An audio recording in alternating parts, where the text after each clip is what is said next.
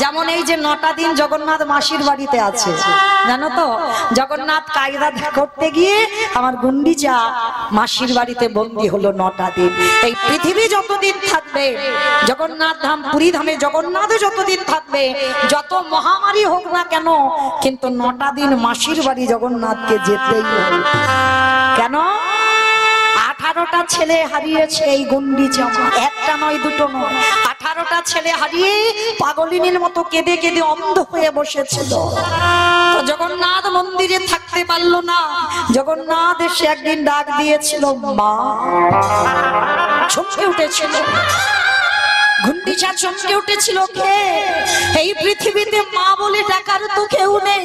আমার 18টা ছেলে ওই জগন্নাথ কেড়ে নিয়েছে।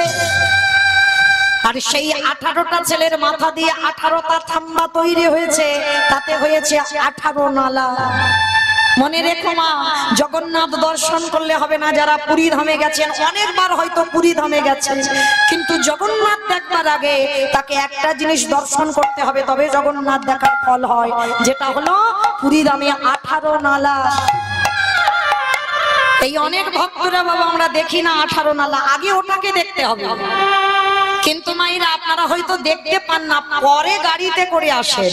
এখন তো পানাতে ভরপুর হয়ে গেছে, এখন আর ভালো করে দেখা যায় না। কিন্তু মায়েরা এই 18টা ছেলের মাথা দেওয়া আছে ওই সেতুর উপরে। কেন? ইন্দ্রদম্ন রাজা নিজের 18টা ছেলেকে বলি দিয়ে ওই সেতু নির্মাণ করেছিল। কেন? রাজা হয়ে জগতের কল্যাণের জন্য, জগতের মঙ্গলের জন্য নিজ পুত্রকে বলি দিয়েছিল। আর জগন্নাথ দেখবার আগে দুটো জিনিস লক্ষ্য অবশ্যই করবেন, তবে জগন্নাথ দেখায় ফল হয়। একটা হলো 18 নালা, আর একটা হলো গরুড়ধ্বজ স্তম্ভ। জগন্নাথের সামনেই আছে দেখবেন একটা বড় গরুড়ধ্বজ স্তম্ভ। এখনো দেখবেন মা গিয়ে ওই জায়গাতে মহাপ্রভুর হাতের চিহ্ন আজ বর্তমান আছে। কেন? প্রতিদিন গম্ভীরা থেকে মহাপ্রভু সন্ধ্যা আরতি দেখতে আসতো, আর প্রতিদিন ওই গরুড়ধ্বজ স্তম্ভতে হাত দিয়ে আমার সচল জগন্নাথ, অচল জগন্নাথ দর্শন করি। জগন্নাথ এটাই গৌর প্রেমানন্দে হরি বল হরি বল। ওগো জগতের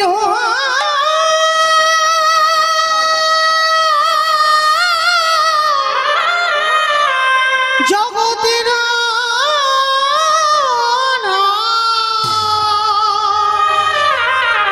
হে জগন্নাথ, এবারে আমায় কৃপা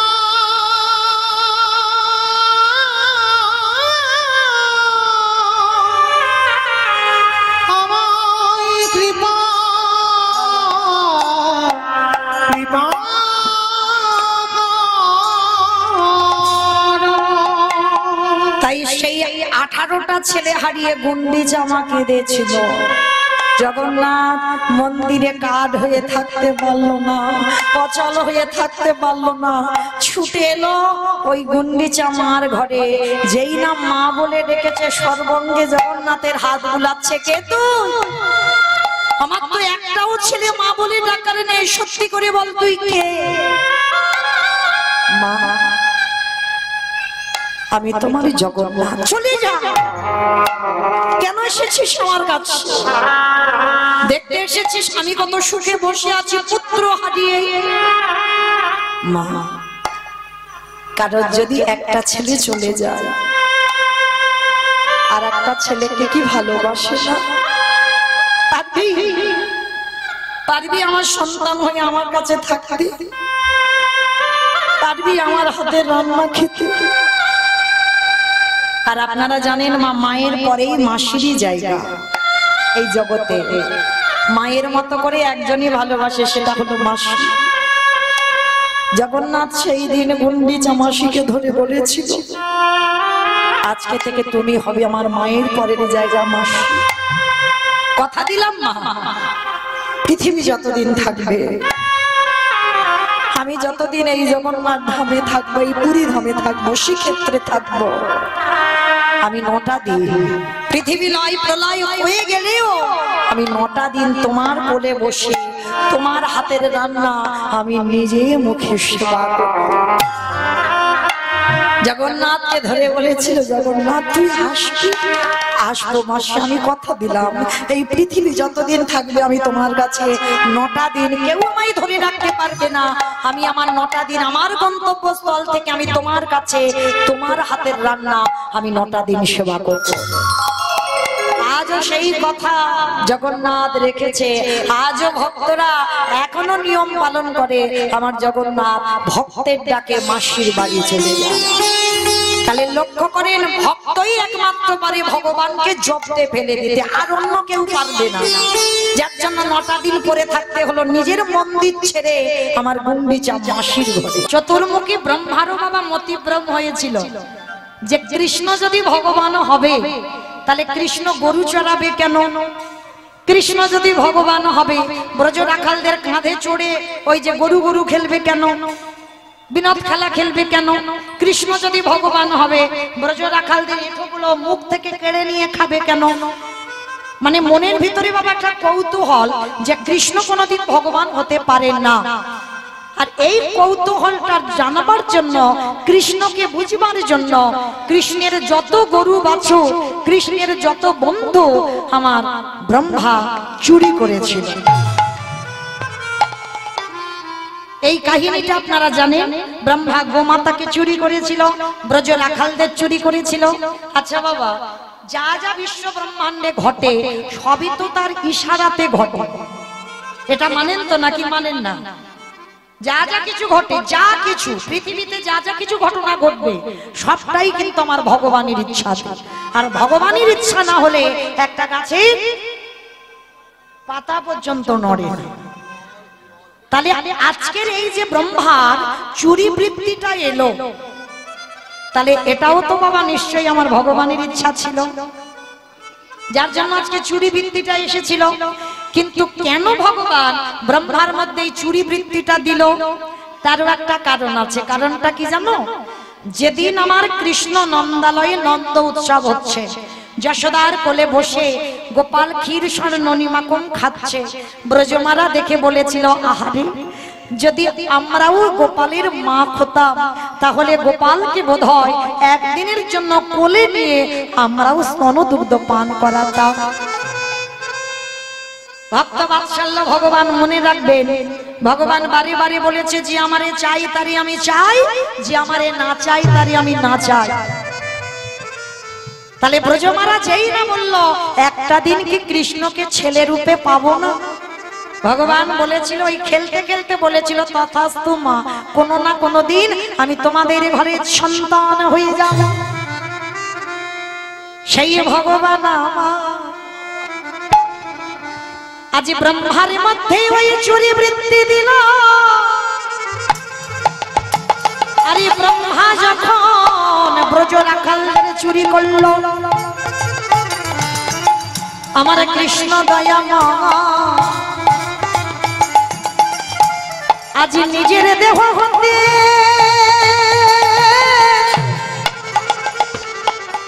শ্রীদামা সুদামা নাম বসুদামা মধুমঙ্গলের রূপ ধারণ করলো।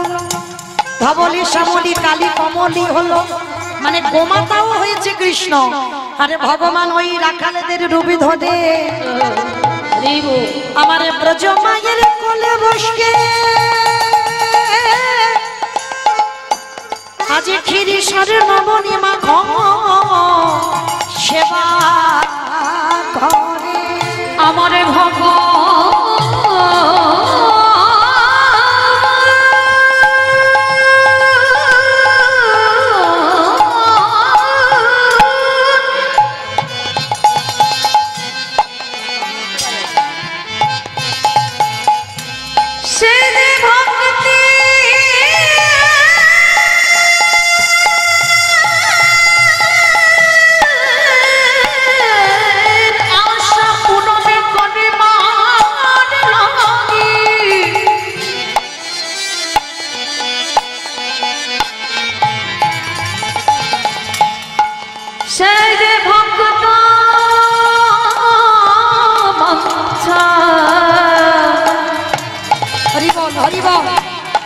ভক্ত বাঞ্ছা পূর্ণ করি নাম নিলে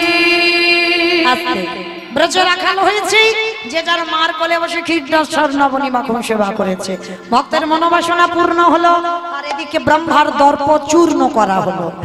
এইবার পরের দিনে আমার গোবিন্দ ওই যে রাখালদের ব্রহ্মা চুরি করে রেখেছিল, পরের দিন সবাইকে ডেকেছিল, কিন্তু বাবা শ্রীদাম দাদাকে ডাকেনি, ভুলে গেছে। আর শ্রীদাম দাদা মনে মনে চিন্তা করলো, কানাই তুই সবার নাম ধরে ডাকলি কিন্তু আমায় ডাকলি না। আর আমিও প্রতিজ্ঞা করলাম, মরেও যদি যাই এই গুহার মধ্যে আমি বসে থাকবো, যতদিন না তুই আমায় ডাকবি ততদিন এই গুহা থেকে আমি বার হব না। বসে আছে গুহার মধ্যে, আর শ্রীদাম সখা বসে থাকতে থাকতে বাবা বৃন্দাবন শেষ, দাপার যুগ শেষ, এসে গেল কলিযুগ। সবাই ভগবান যে যারকে সঙ্গে নিয়ে চলে এসেছে, আর যেই না দেখেছে কপালে চন্দন দিতে গিয়ে শ্রীদাম আসে, ভগবানের মাথায় হাত পড়ে গেছে। দাদা সর্বনাশ, সেই ব্রহ্মা রাখাল চুরি করেছিল, আমি সবাইকে ডেকেছি কিন্তু শ্রীদাম দাদাকে তো ডাকিনি। দাদা তুমি এক্ষুনি ব্রজে যাও। নিতাই চাঁদ ছুটে গেল ওই বৃন্দাবনে গিরি গোবর্ধনের পর্বতের কাছে। আর গিরি গোবর্ধনের কাছে একটা গুহা আছে, যে গুহাটার নাম হলো ধোকা গুহা। কেন? কৃষ্ণ ধোকা দিয়েছিল, শ্রীরামকে ডাকেনি, ওই জন্য গুহাটার নাম হলো ধোকা গুহা।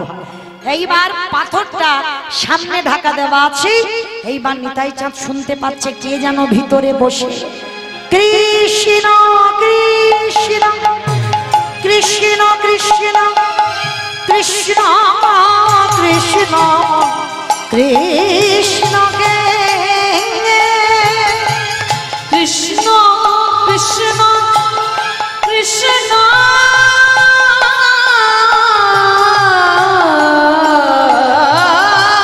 কৃষ্ণ কৃষ্ণ দেখা দে।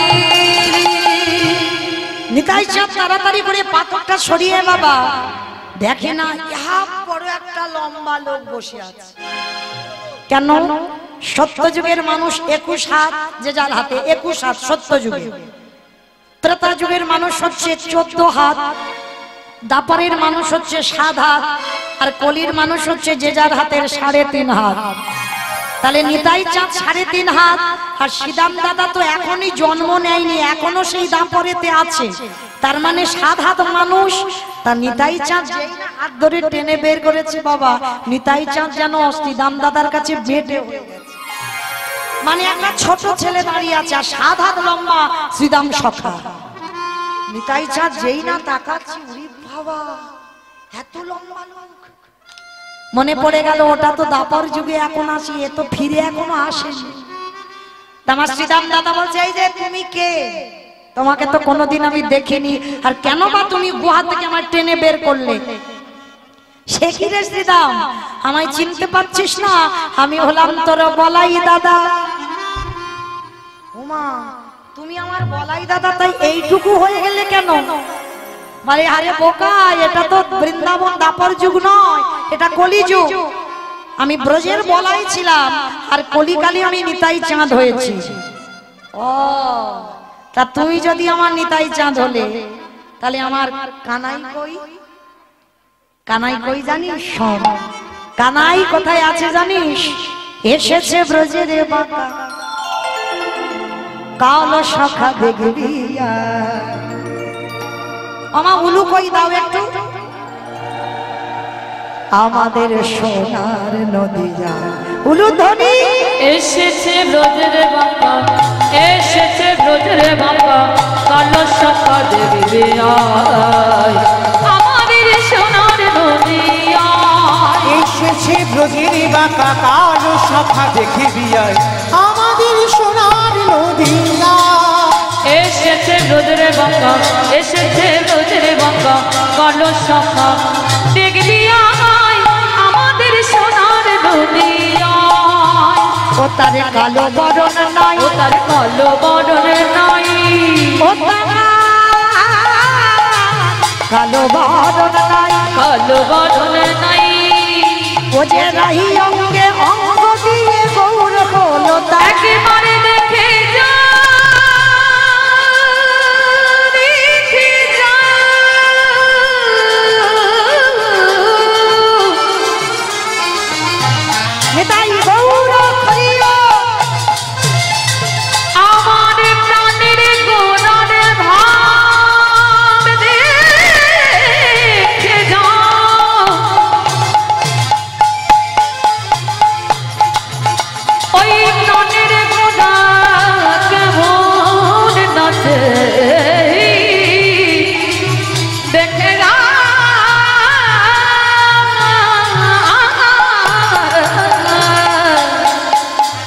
কালো বদন নাই, গাই অঙ্গে অঙ্গ দিয়ে গৌর হলো তাই।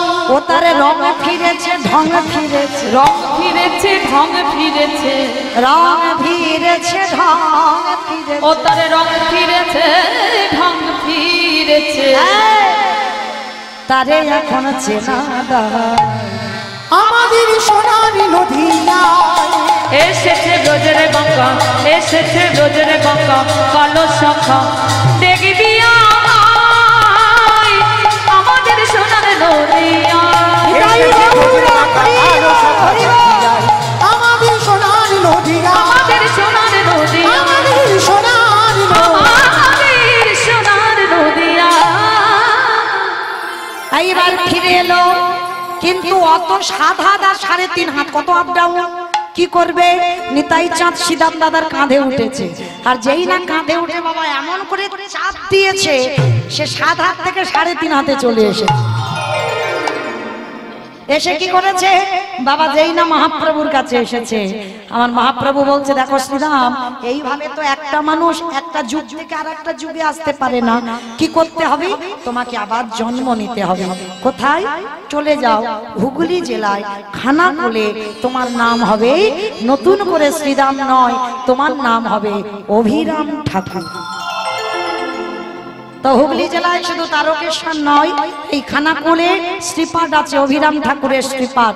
আর এই হুগলি জেলায় আদি সপ্তগ্রাম, ওই জায়গাতে জন্ম নিয়েছিল, নাম হলো তার আদি সপ্তগ্রামে জন্মে নিল দাসের ঘুনা।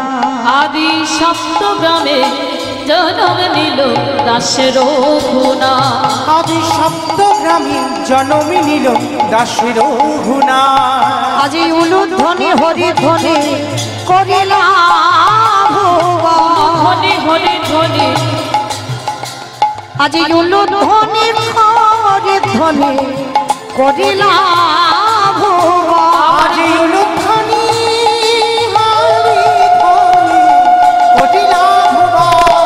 উলুধ্বনি হরিধ্বনি করিলা।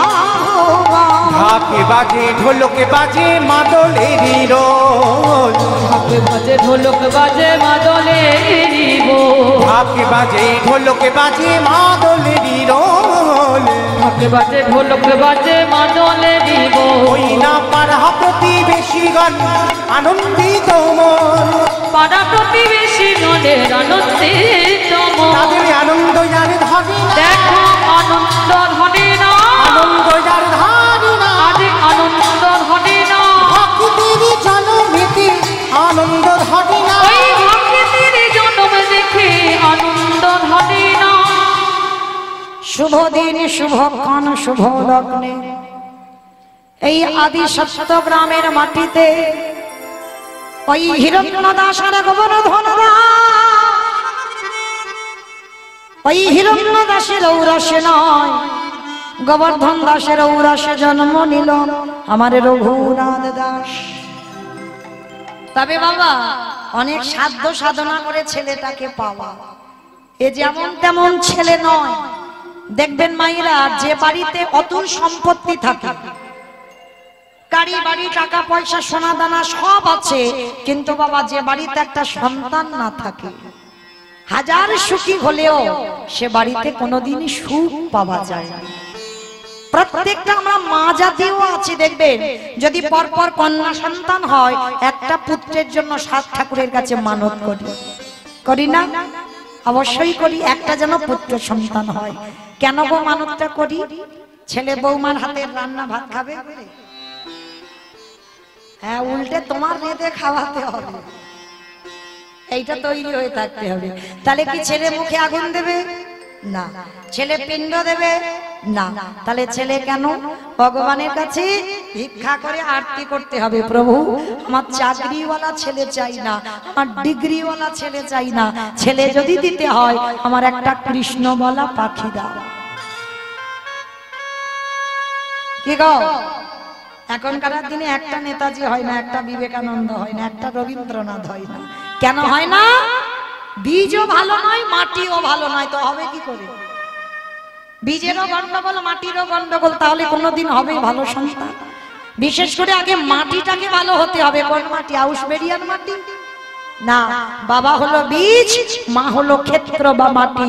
বীজটা বপন করা হলো, আর যে বীজ বপন করলে অঙ্কুরিত হবে, ভালো ফসল ফলবে, আগে বাবা সেই মাটিটা উর্বর হতে হবে।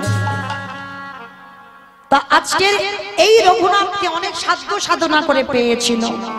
সাত ঠাকুরের কাছে যেতে লাগেনি, এক জায়গায় যেতেই পেয়ে গেছে। আমি বলে যাই মা আপনাদের, কোথাও যেতে হবে না। সন্তান যদি চাইতে হয়, একটা জায়গা চলে যাবেন, উত্তরপ্রদেশ, আমার রাধা কুণ্ডের তীরে। এই রাধা কুণ্ডের তীরে যদি কেউ যেতে পারে, বিশেষ করে বাবার নিয়ম সেবার মাসে, দামোদর ব্রতের মাসে, যে ঘরে সন্তান নাই, একটা পুত্রের জন্য সাত ঠাকুরের কাছে মানত করছে, চলে যাবেন রাধা কুণ্ডের তীরে। আর রাধা কুণ্ডের তীরে গিয়ে বিশেষ করে বাবা এখন টুরিস্ট বাসে আমরা যাই, সন্ধ্যার সময় নিয়ে যায় বা বিকাল বেলা নিয়ে যায়। অনেকেই স্নান করে না, অনেকে হয়তো রাধা কুণ্ডের নামলো, একটু জল নিয়ে ছিটিয়ে দিল, হয়ে গেল না। সে যখনই যাও না কেন, চরণ ধরে বলে যায় রাধা কুণ্ডে অন্তত স্নানটা করবে। কেন? আমরা মানুষ, অর্থের অভাব হোক আর সময়ের অভাব হোক, আমরা যেতে পারি না সব তীর্থে স্নান করতে।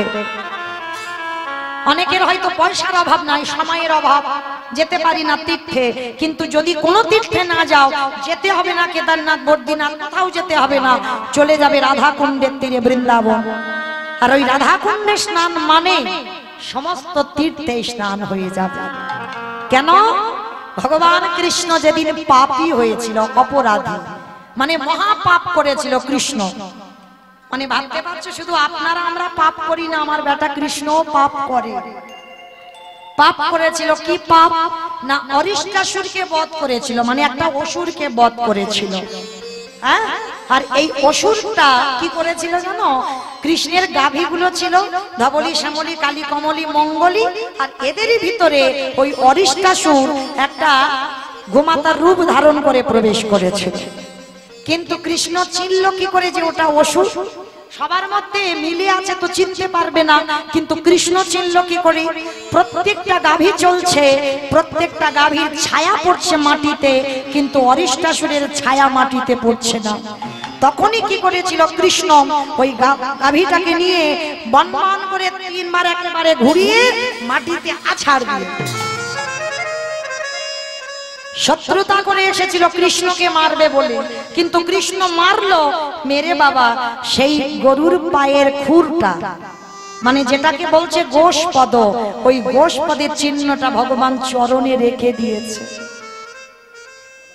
ভগবান বলছে ভক্ত যদি ভক্তি দিয়ে ডাকে, তাকে আমি হৃদয়ে জায়গা দিই, আর ভক্ত যদি শত্রুতা দিয়ে ডাকে, তাকে আমি আমার চরণ ছাড়া করি না। অরিষ্টাসুর মারতে এলো, তবু কিন্তু বাবা তার ওই গোমাতার পায়ের খুরের চিহ্নটা ভগবানের চরণের তলায় রেখে দিয়েছে। কিন্তু রেখে দিলে কি হবে? রাধারানী গোবিন্দকে বলেছিল, বধূ তুমি হলে মহাপাপী। রাধি, এটা তুমি কি বলছো? আমি কেন পাপ করব? আরে ওটা তো আমার গরুর মধ্যে কেউ নয়, ও তো অরিষ্টাসুর, অসুর, ওই যে গরুর রূপ ধরেছিল। তখন আমার রাধারানী বলছে যে দেখো বধূ, সে অসুর হোক আর যাই হোক, গাভী হয়েছে তো, আর ওকে যখন মেরেছো তুমি গোহত্যা করেছো, আর গোহত্যা করে তোমার সর্বশরীরটা পাপী হয়ে গেছে। রাধে গো, ও গো রাধে গো,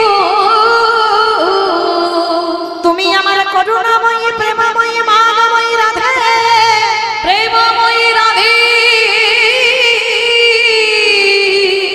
তাহলে বলে দাও আমি পাপ থেকে মুক্তি পাবো কি করে? রাধারানী বলেছিল, বধূ গো, ও গো বধূ গো, তোমাকে 12 বছর তীর্থে কাটাতে হবে, আর 12 বছর তীর্থে তীর্থে ঘুরে তোমাকে প্রত্যেকটা তীর্থে স্নান করতে হবে। আর প্রত্যেকটা তীর্থে যদি তুমি স্নান করতে পারো, তাহলে তুমি পবিত্র হতে পারবে। গোবিন্দ আমার হেসে বলেছিল, রাধে তোমার কি মাথার গন্ডগোল হয়েছে? ওগো প্রেমময়ী রাধে, ও গো প্রেমময়ী রাধে,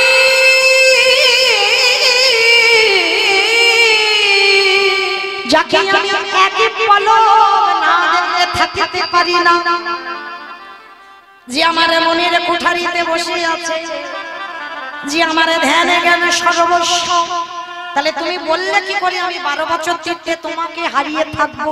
আমি মরে যাব, আমার দম বন্ধ হয়ে যাবে, আমি থাকতে পারবো না। বলে তাহলে তো রাধে বলছে তাহলে আমার করার কিছু নেই, তোমাকে পাপী হয়ে থাকতে হবে। তা গোবিন্দ আমার বিচার বিবেচনা করে বলছে আচ্ছা রাধে, যদি সব তীর্থকে আমি এক জায়গায় ডেকে হাজির করি, জগতে যত তীর্থ আছে সবাইকে আমি যদি ডেকে এক জায়গা করি আর সেখানে যদি আমি স্নান করি তাহলে আমি পবিত্র হব। তার রাধারানী বলছে হ্যাঁ সেটা যদি করতে পারো তাহলে তো ভালো, তবে শোনো আমি সবাইকে দেখে নেব সব তীর্থ এলো কিনা। তা গোবিন্দ আমার বলছে ঠিক আছে তুমি ভালো করে দেখে নেবে। এইবারে গোবিন্দ হাতের মুরলি দিয়ে একটা কুণ্ড সৃষ্টি করেছে, সমস্ত তীর্থকে আহ্বান করছে একটা একটা করে। সমস্ত তীর্থ এসেছে সকার রূপে, এসে বলছে প্রভু আমাদের ডেকেছো, বলো কি করতে হবে। দেখো আমার বিনোদিনী বলছে আমি নাকি মহাপাপ করেছি অরিষ্টাসুরকে মেরে, তাই এই কুণ্ড করেছি, তোমরা সবাই জল হয়ে এই কুণ্ডের ভিতরে যাও, আর যদি কুণ্ডের ভিতরে যেতে পারো তাহলে ওই কুণ্ডে আমি স্নান করলে আমি পবিত্র হব। বলে প্রভু এটা তো উত্তম কথা, সবাই জল হয়ে কুণ্ডের ভিতরে প্রবেশ করেছে। গোবিন্দ আমার কুণ্ডে স্নান করেছে, ওইটা হলো শ্যামকুণ্ড। স্নান করেছে, স্নান করে উঠে রাধারানীর চরণে গিয়ে প্রণাম করে বলছে রাধে এবার আমি পাপ থেকে মুক্ত। বলে না এখনো ছোঁবে না আমার, এখনো তোমার অঙ্গে একটু পাপ লেগে আছে। হাই ভগবান, আমি সব তীর্থকে তো ডাকলাম, আমি তো স্নান করলাম, এখনো আমি অপবিত্র। বলে হ্যাঁ, কারণ তুমি অপবিত্র কেন জানো? তোমার কোন তীর্থই তো এখন পবিত্র নয়। তীর্থ পবিত্র নয়? বলে না, তীর্থ তখনই পবিত্র হয় যদি কোন তীর্থ রাধা চরণ পরশে পায়। কি গো মাইরা, তুমি যদি সরাসরি গোবিন্দ ভজন করো না, আমার গোবিন্দ এমন একটা ছেলে, ও চিত্রগুপ্ত বিচিত্রগুপ্তকে ডেকে বলবে খাতাটা খোলো তো, ভক্ত যে আমার চরণ শরণাপন্ন হলো ও কি কি পাপ করেছিল, খাতা খুলে দেখবে তবে তোমার চরণে ঠাঁই দেবে, না হলে তো নয়। কিন্তু যদি কেউ রাধা চরণ ধরতে পারি, আমার রাধারানী চিত্রগুপ্ত আর বিচিত্রগুপ্তকে ডেকে বলবে না যে ওর পাপ পুণ্যটা ভালো করে দেখো তবে ওর চরণে ঠাই দেব। যদি একবারে রাধা চরণে কেউ ধরতে পারি, ও কই অচিরে কৃষ্ণ প্রাপ্তি হইল, ওই রাধা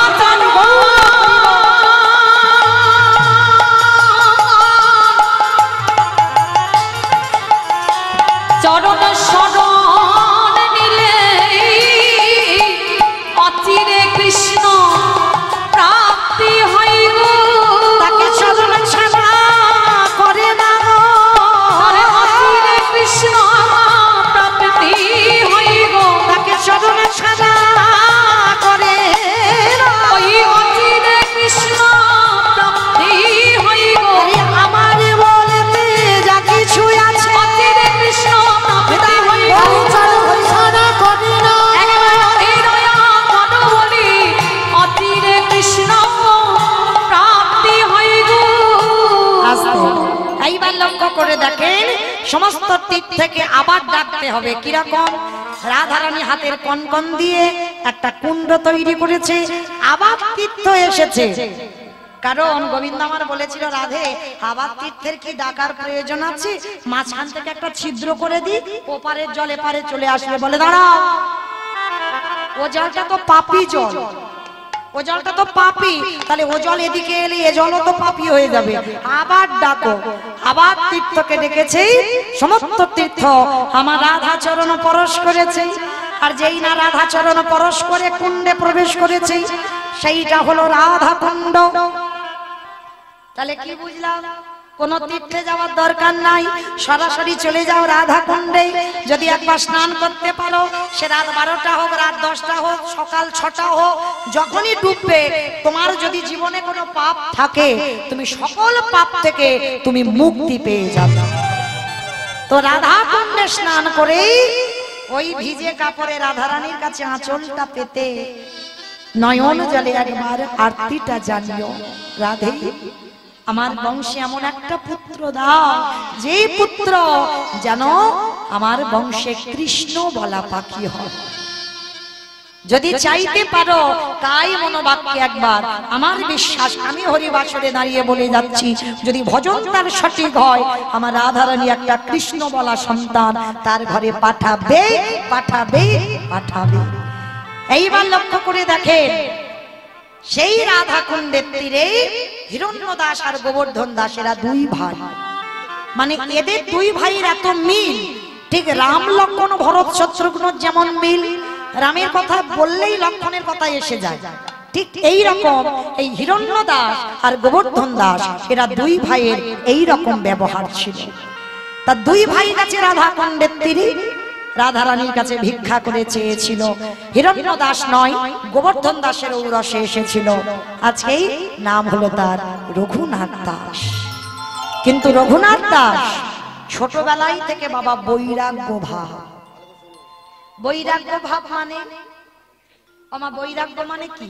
সংসার ধর্ম ত্যাগ করে চলে যাবে সন্ন্যাসী নিয়ে? না, কলিযুগে ওটা নিষেধ। কলিযুগে সন্ন্যাস নয়, তাহলে সংসারে থেকে বৈরাগী হতে হবে। কিরকম? বাবা, যেদিন তোমার জিহবার লালসা চলে যাবে,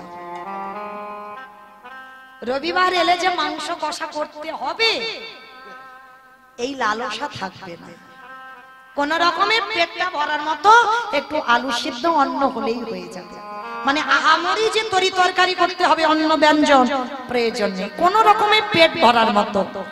মানে যেদিন তোমার সমস্ত বিষয় থেকে তুমি গুটিয়ে নেবে নিজেকে, মানে আমার একটা তিনতলা বাড়ি করতে হবে, ব্যাংকে টাকা জমাতে হবে, এই যে একটা জিনিস তৈরি করতে হবে, এই যে লালসা এইগুলো থাকবে না। যেদিন তোমার চলে যাবে সেদিন তুমি জানবে তুমি সংসারে থেকে বৈরাগ্য পালন করছো। জিহ্বার লালসা চলে যাবে, কানে শুধুমাত্র কৃষ্ণ কথা হরি কথা ছাড়া আর অন্যান্য কথা শুনবে, কিন্তু কানের ভিতর দিয়ে যাবে না, ও বাইরে থেকে চলে যাবে। সেদিন জানবেন কানের বৈরাগ্য হয়ে গেল। দৃষ্টিশক্তি সাধুগুরু বৈষ্ণব চরণ আর বিগ্রহ দর্শন ছাড়া আর এই চোখে কিছু ভালো লাগবে না। সেদিন তোমার চোখের বৈরাগ্য হয়ে যাবে। যেদিন তোমার অঙ্গ পরশ থেকে চলে যাবে, কেউ পরশ করবে তুমি অনুভব করবে, সেটা যেদিন চলে যাবে সেদিন এই স্পর্শেরও বৈরাগ্য হয়ে যাবে। যেদিন মন সকল চিন্তা থেকে দূরীভূত, শুধু একটাই চিন্তা হবে, আমি কি তারে পাবো না, সেদিন জানবে তোমার মনেরও বৈরাগ্য হয়েছে। তা এই রঘুনাথ ছোটবেলা থেকেই তার বৈরাগ্য ভাব। তার জ্যাঠামশাই আর বাবা মনে মনে চিন্তা করলো ছেলেকে তো একটু পড়াশোনা করাতে হবে। তা নিয়ে গেল কোথায়? গুরুর পাঠশালায়, যার নাম হলো বলদেবাচার্য। আর এই বলদেবাচার্যের কাছে নিয়ে গেল, কিন্তু নিয়ে গেলে কি হবে বাবা? আর একটা কথা মনে রেখো, এই বড় লোকের ছেলেরা একটু জেদি হয়। জেদি মানে কিরকম? দেখবেন যেটা বলবে তো সেটা তখন দিতে হবে। তা বলদেবাচার্য রঘুনাথকে দেখে কিছুতেই পাঠশালায় নিতে চাইছে না। কেন? বলে ছেলে জীবনে ভালো হবে না, বড় লোকের ছেলে, খামখেয়ালি ছেলে, ও যেটা মনে করবে সেটা, বাবা ও ছেলেকে রাখা যাবে না। তো হিরণ্য দাস গোবর্ধন দাস বলছে, দেখেন আমাদের রঘুনাথ খুব ভালো ছেলে, আপনি একবার কৃপা করে ওকে চরণে আশ্রয় দেন। ঠিক আছে, আমি দিচ্ছি ওকে চরণে ঠাই, তবে মনে রেখো যদি কোনোদিন রঘুনাথ অন্যায় করে সেদিন কিন্তু আশ্রম থেকে গলা ধাক্কা দিয়ে ওকে বের করে দেব। তাই হিরণ্য দাস আর গোবর্ধন দাস বলছে, গুরুজি আমাদের রঘুনাথ কোনোদিন অন্যায় করতেই পারে না, ছোটবেলা থেকে তো দেখছি ওর চরিত্রটা কেমন, ও অন্যায় করতে পারে না।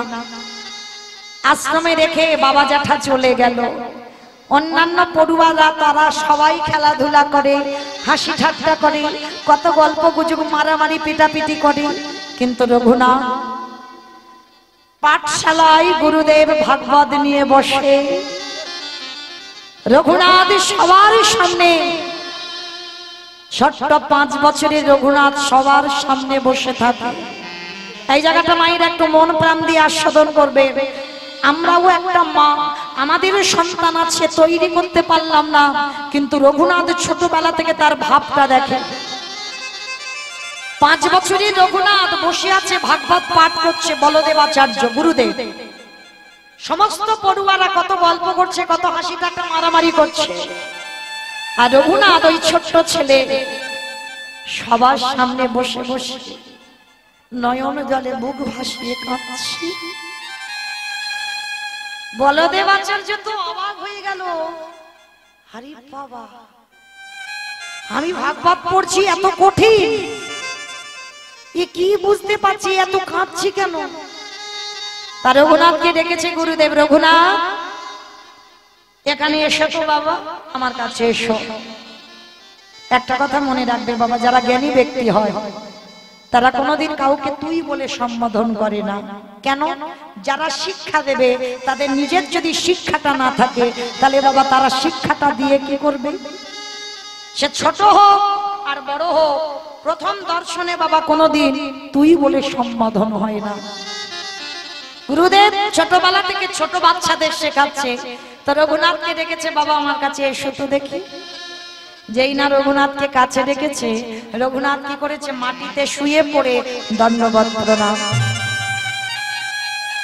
এই জায়গাটা ভালো করে দেখেন, শিক্ষা কাকে বলে? কারণ আমরা নারী জাতি, আমাদের মাটিতে শুয়ে পড়ে দণ্ডবত প্রণাম নিষিদ্ধ। আমাদের হাঁটু দুটো মাটিতে রেখে প্রণাম করতে হয়, আর যারা পুরুষ তারা বাবা ষষ্টাঙ্গে দণ্ডবত প্রণাম করে, এটা পুরুষদের। তো আজকের বাবা রঘুনাথ দণ্ডবত প্রণাম, আর প্রণাম করে বলছে, রঘুনাথ একটা কথা বলবো বাবা। কি কথা গুরুজি? আচ্ছা আরে আমি ভাগবত পাঠ করছি, আর তুই যে পাগলের মতো বসে বসে কাঁদছিস, হ্যাঁ রে তুই ভাগবতে তুই এই পাঠের কিছু বুঝতে পারছিস?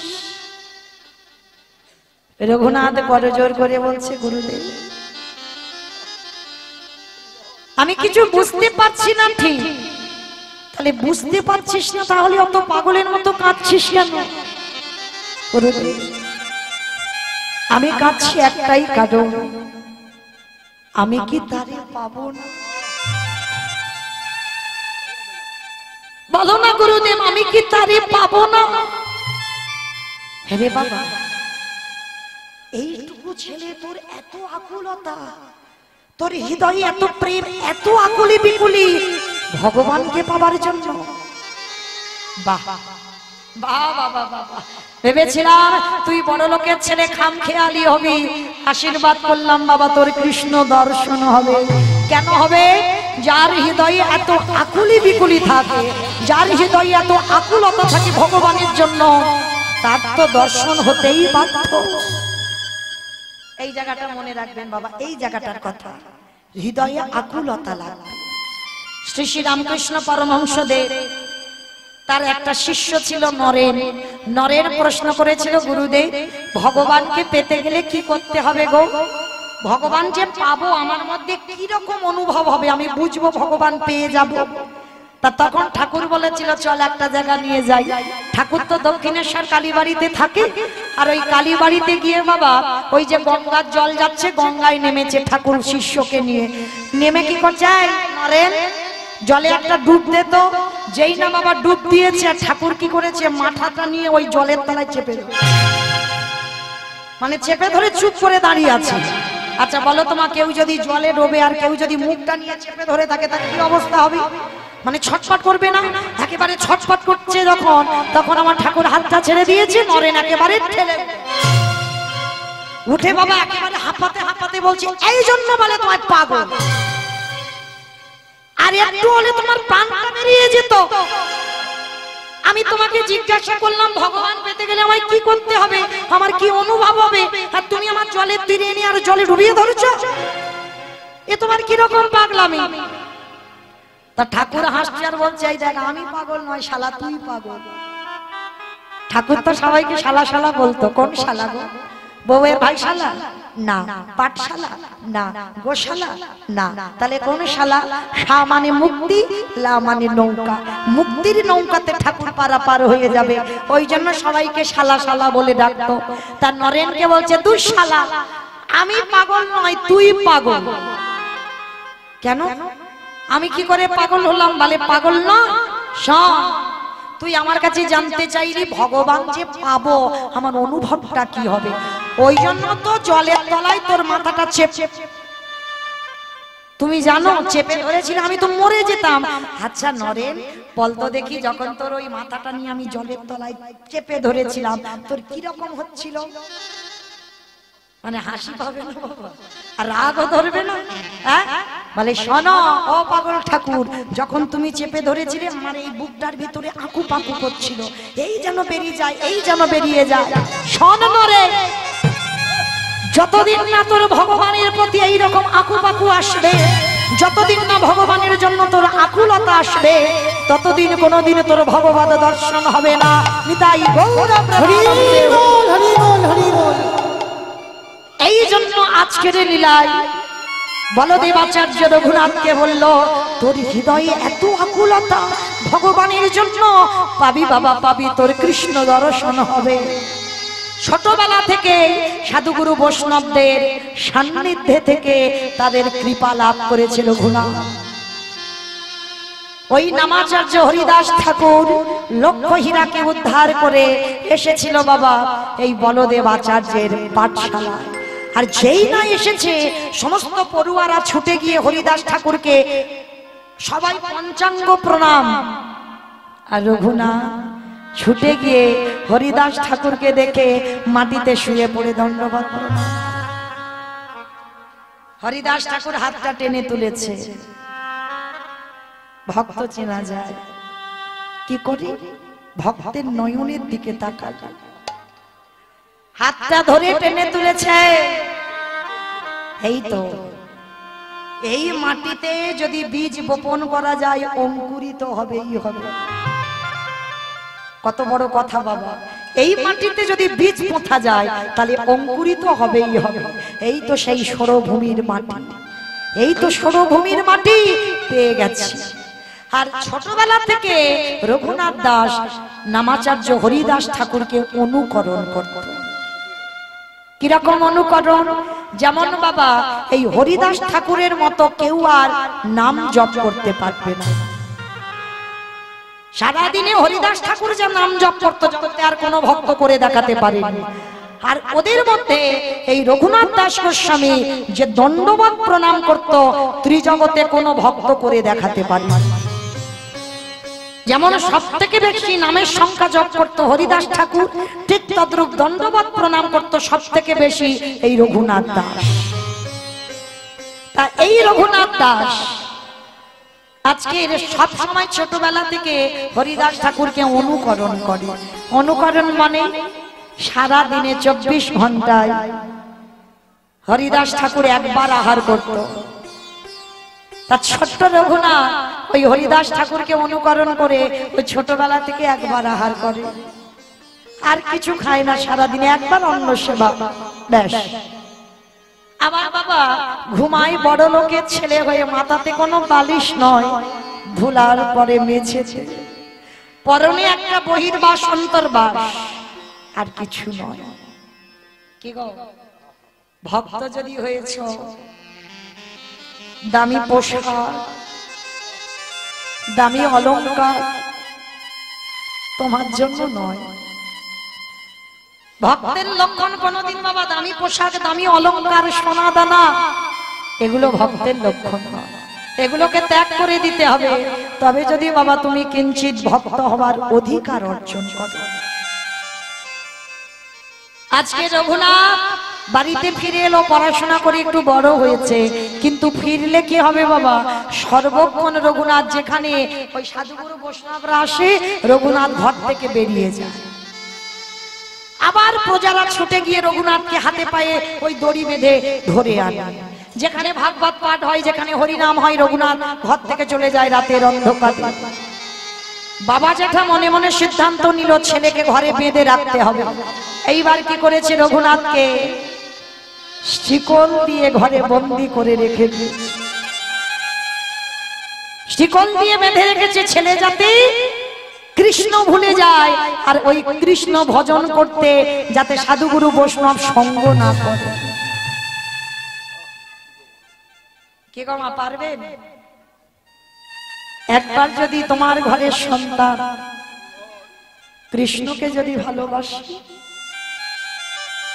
পারবেন কৃষ্ণ ভোলাতে? জগতে যদি মানুষ মানুষকে ভালোবাসে বাবা ভুলে যাওয়া যায়, কিন্তু একবারে যদি আমার কৃষ্ণকে কেউ ভালোবাসে, এই ভালোবাসা কোনোদিন ভুলবার নয়। তো আজকের এই যে হরিদাস ঠাকুরের অনুকরণ করে আজকে রঘুনাথ এমন একটা জায়গায় দাঁড়িয়েছে, পাগল পাগল ভাব। বংশের একমাত্র ছেলে, বড় লোকের ছেলে, যার বাবা জ্যাঠার ইন্দ্রের মতো সম্পত্তি, মানে কত বড় লোক, 12 লক্ষ স্বর্ণ মুদ্রা, 8 লক্ষ কর দিত নবাবকে, মানে কত বড় জমিদার। আর তার বাড়ির ছেলে যদি পাগলের মতো কৃষ্ণ বলে কেঁদে বেড়ায় রাস্তায় রাস্তায়, এগো বাবা জ্যাঠা পছন্দ করে, ওই জন্য শিকল দিয়ে ঘরে বেঁধে রেখে দিয়েছে। আর যেই না হাতে পায়ে শিকল দিয়েছে রঘুনাথকে, রঘুনাথ বললেন জ্যাঠামশাই ঠিক করেছে, ঠিক করেছে জেঠু, তাকে ভুলবার জন্য তুমি আমায় শিকল দিয়েছো, তুমি আমায় হাত বাঁধবে, পা বাঁধবে, কিন্তু আমার মনটাকে তুমি কি করে বাঁধবে জেঠু? আর ঠিক করেছো, কারণ নিরজন জায়গা না হলে কৃষ্ণ ভজন হয় না। যার জন্য পরম বৈষ্ণব বাবা কেদারনাথ বদ্রীনাথ বেছে নিয়েছে। লোকালয়েতে দেখবেন বাবা নাম সংখ্যা জপ হয়, এটা বাইরের নাম। আর ভিতরের নাম করতে গেলে বাবা জানালা দরজা বন্ধ করে তোমাকে হৃদয়ে কৃষ্ণের প্রতিচ্ছবিটা অঙ্কন করে নাম করতে হবে।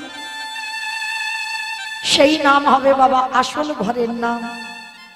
তো আজকে রঘুনাথ বলছে ঠিক করেছো জেঠু, এই যে আমার ঘরে বন্দি করেছো না, তাতে আমার নাম ভজনটা ভালো হবে। রঘুনাথকে বন্দি করে রাখলো বাবা 1 সপ্তাহ, খেতে দেয় কিন্তু রঘুনাথ কিছু খায় না। কারণ বাবা ভজনের পদ অবলম্বন করলে আহার নিদ্রা দুটোই কমাতে হবে, আহারও কমাতে হবে আর এই ঘুমও কমাতে হবে, তবেই বাবা তুমি ভক্তি জগতে আগাতে পারবে।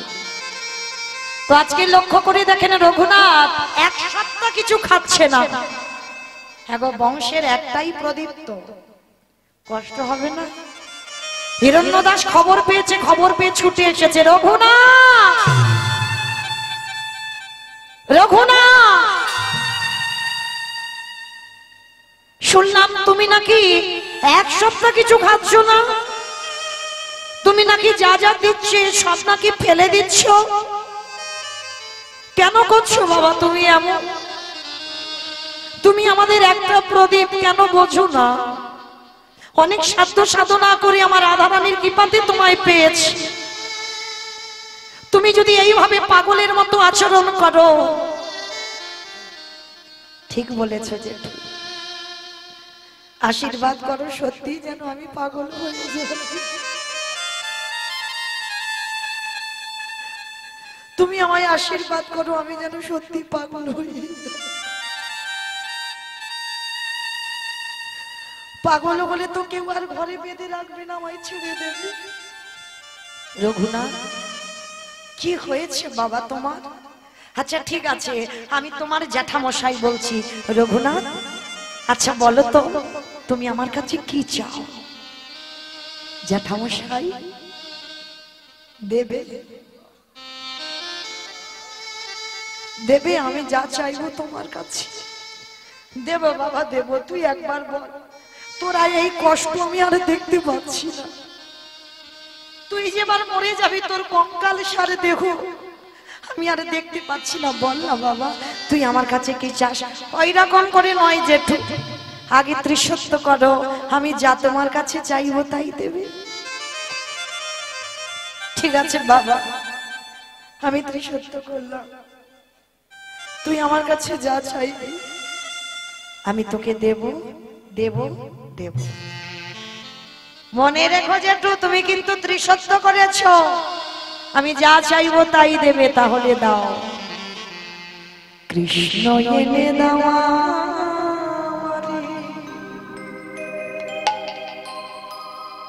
কৃষ্ণ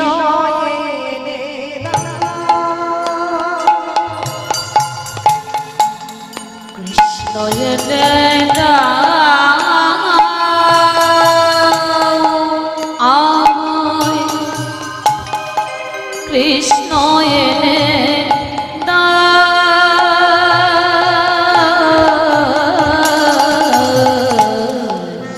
কৃষ্ণ ছাড়া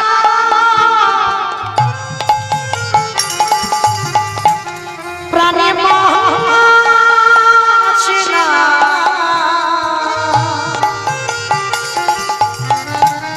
আমার কৃষ্ণ এনে দাও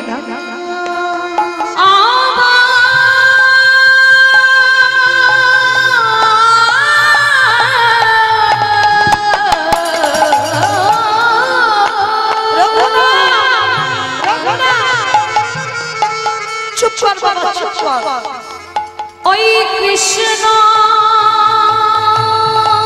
ছাড়া প্রাণে বাঁচে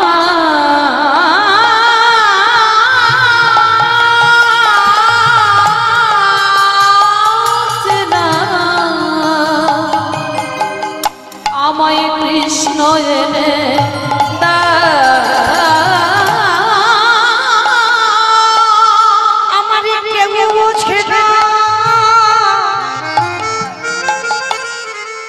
আমার মনে কথা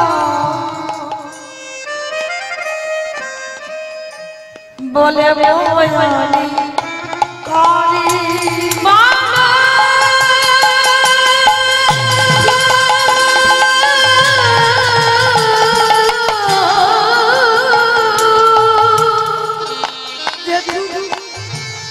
কেউ আমার মনের কথা শুনে না না কেউ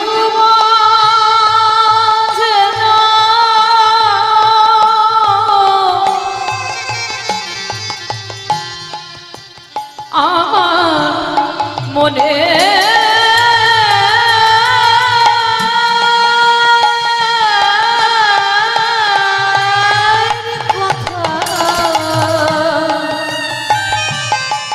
বলো বলবো আমি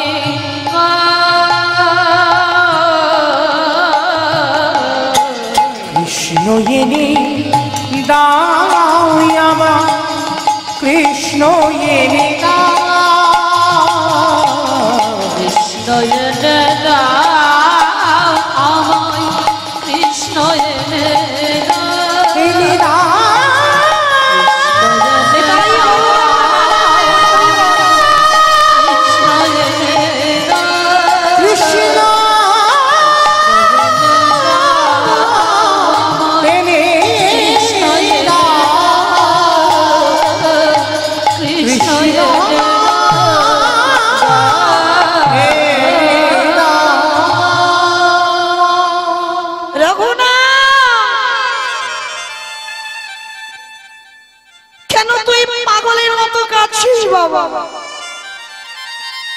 ঠিক আছে, আমি কথা দিলাম বাবা তোর কৃষ্ণ এনে দেব।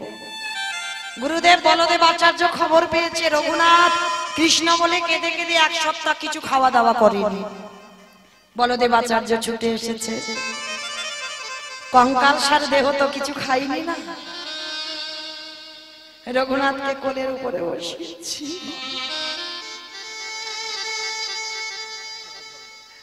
ওই একটা কথা গুরুদেব আমি কি তারে পাবো?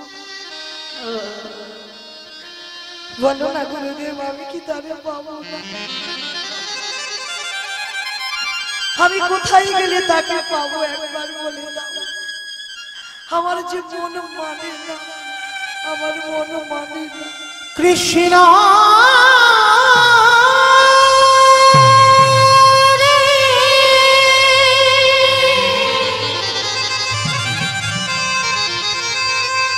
একেবারে দেখা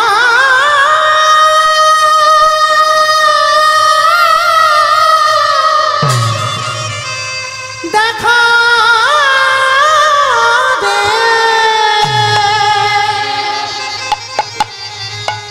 দেখা দে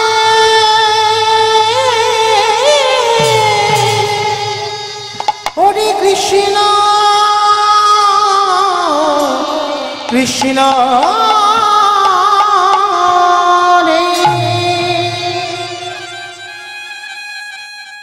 গুরুদেব এসে বলছে, বাবা কৃষ্ণ বলে কাঁদিস না, কৃষ্ণ বলে কাঁদলে পাবি না। সেই কৃষ্ণ কলিতে গৌরাঙ্গ হয়ে এসেছে। রাধা কৃষ্ণ কাত্মা দুই দেহ ধরি অনন্য বিলাসী রস আস্বাদন করি। এই দুই ভাবিবে চৈতন্য গোসাই, ভাব রস আস্বাদিতে দোহে কোঠায়। কৃষ্ণ কলিকালে শ্রী গৌরাঙ্গ হয়ে এসেছে। কাঁদতে যদি হয় গৌর বলে কাঁদ, তাহলেই পেয়ে যাবি কৃষ্ণ চরণ। গুরুদেব, কৃষ্ণ কলিতে গৌরাঙ্গ হয়েছে কোথায়? নবদ্বীপের মাটিতে। হিরণ্য দাস আর গোবর্ধন দাস কথা দিয়েছিল কৃষ্ণ দর্শন করাবে, নিয়ে গেল ওই নদিয়ার মাটিতে। গিয়ে সেখানে সংবাদ পেল, বাবা 24 বছর বয়সে নিমাই সন্ন্যাসী হয়ে গেছে। অত সোজা নয়। কতটুকু কৃষ্ণ বলে কেঁদেছো, কৃষ্ণ পাবে। কতটুকু তুলসী তলায় চোখের জল দিয়েছো, কৃষ্ণ পাবে। আগে কাঁদতে শেখো, আর যত কাঁদতে শিখবে তত ভগবত প্রাপ্তি হয়ে যাবে। আজকে কি করেছে বাবা রঘুনাথ দাস? ফিরে এলো আবার বাড়িতে। তারপরে সংবাদ পেয়েছে নিমাই সন্ন্যাসী গেল, কিন্তু একটা দিনের জন্য শান্তিপুরে এসেছিল সন্ন্যাসের পর। যখন হিরণ্য দাস গোবর্ধন দাস খবরটা পেয়েছি, রঘুনাথকে নিয়ে গেল আমার মহাপ্রভুর সঙ্গে দেখা করাতে। আর মহাপ্রভু যখন দেখা করাতে নিয়ে গেল, আর সঙ্গে সঙ্গে দেখেন অদ্বৈত আচার্যের ঘরে ভক্তদের নিয়ে প্রভু আমার হরি নাম করছে। কিরকম? রসে তনু ঢাডো ঢাডো গৌর কিশোর বর, রসে তনু ঢাডো ঢাডো গৌর কিশোর বর, রসে তনু ঢাডো ঢাডো আমারি গোনারে গোনা গোনা গোনা।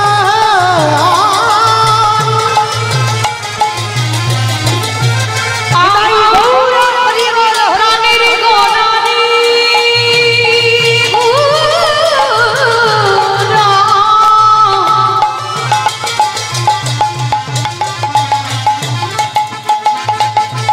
আজ একই ভাবরি দেখে যা,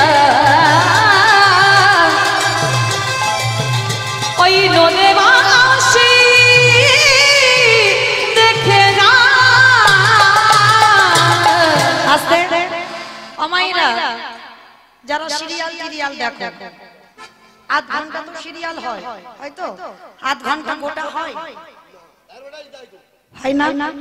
মাঝে মাঝে একটু অ্যাডভার্টাইজ দেখতে শুনতে হয় তো। সে যদি মনেও না লাগে কিন্তু শুনতে হবে। কেন? হয়তো ভালো লাগছে না অ্যাডভার্টাইজটা দেখতে, একটু সিরিয়ালটা জমে উঠেছে, তার মুহূর্তে বাবা বাড়ি দিয়ে দিল।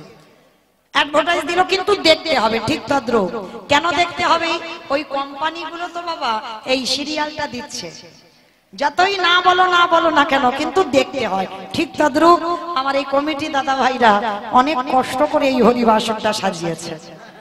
একটু অ্যাডভার্টাইজটা দিয়ে দিই তো, যেহেতু বাবা ওদের জন্য এই হরিনাম যজ্ঞানুষ্ঠানটা, তার জন্য আর আধা ঘন্টাটা আছি আমি, আর বেশিক্ষণ নাই, 10:30টায় চলে যাব আপনাদের চরণ থেকে।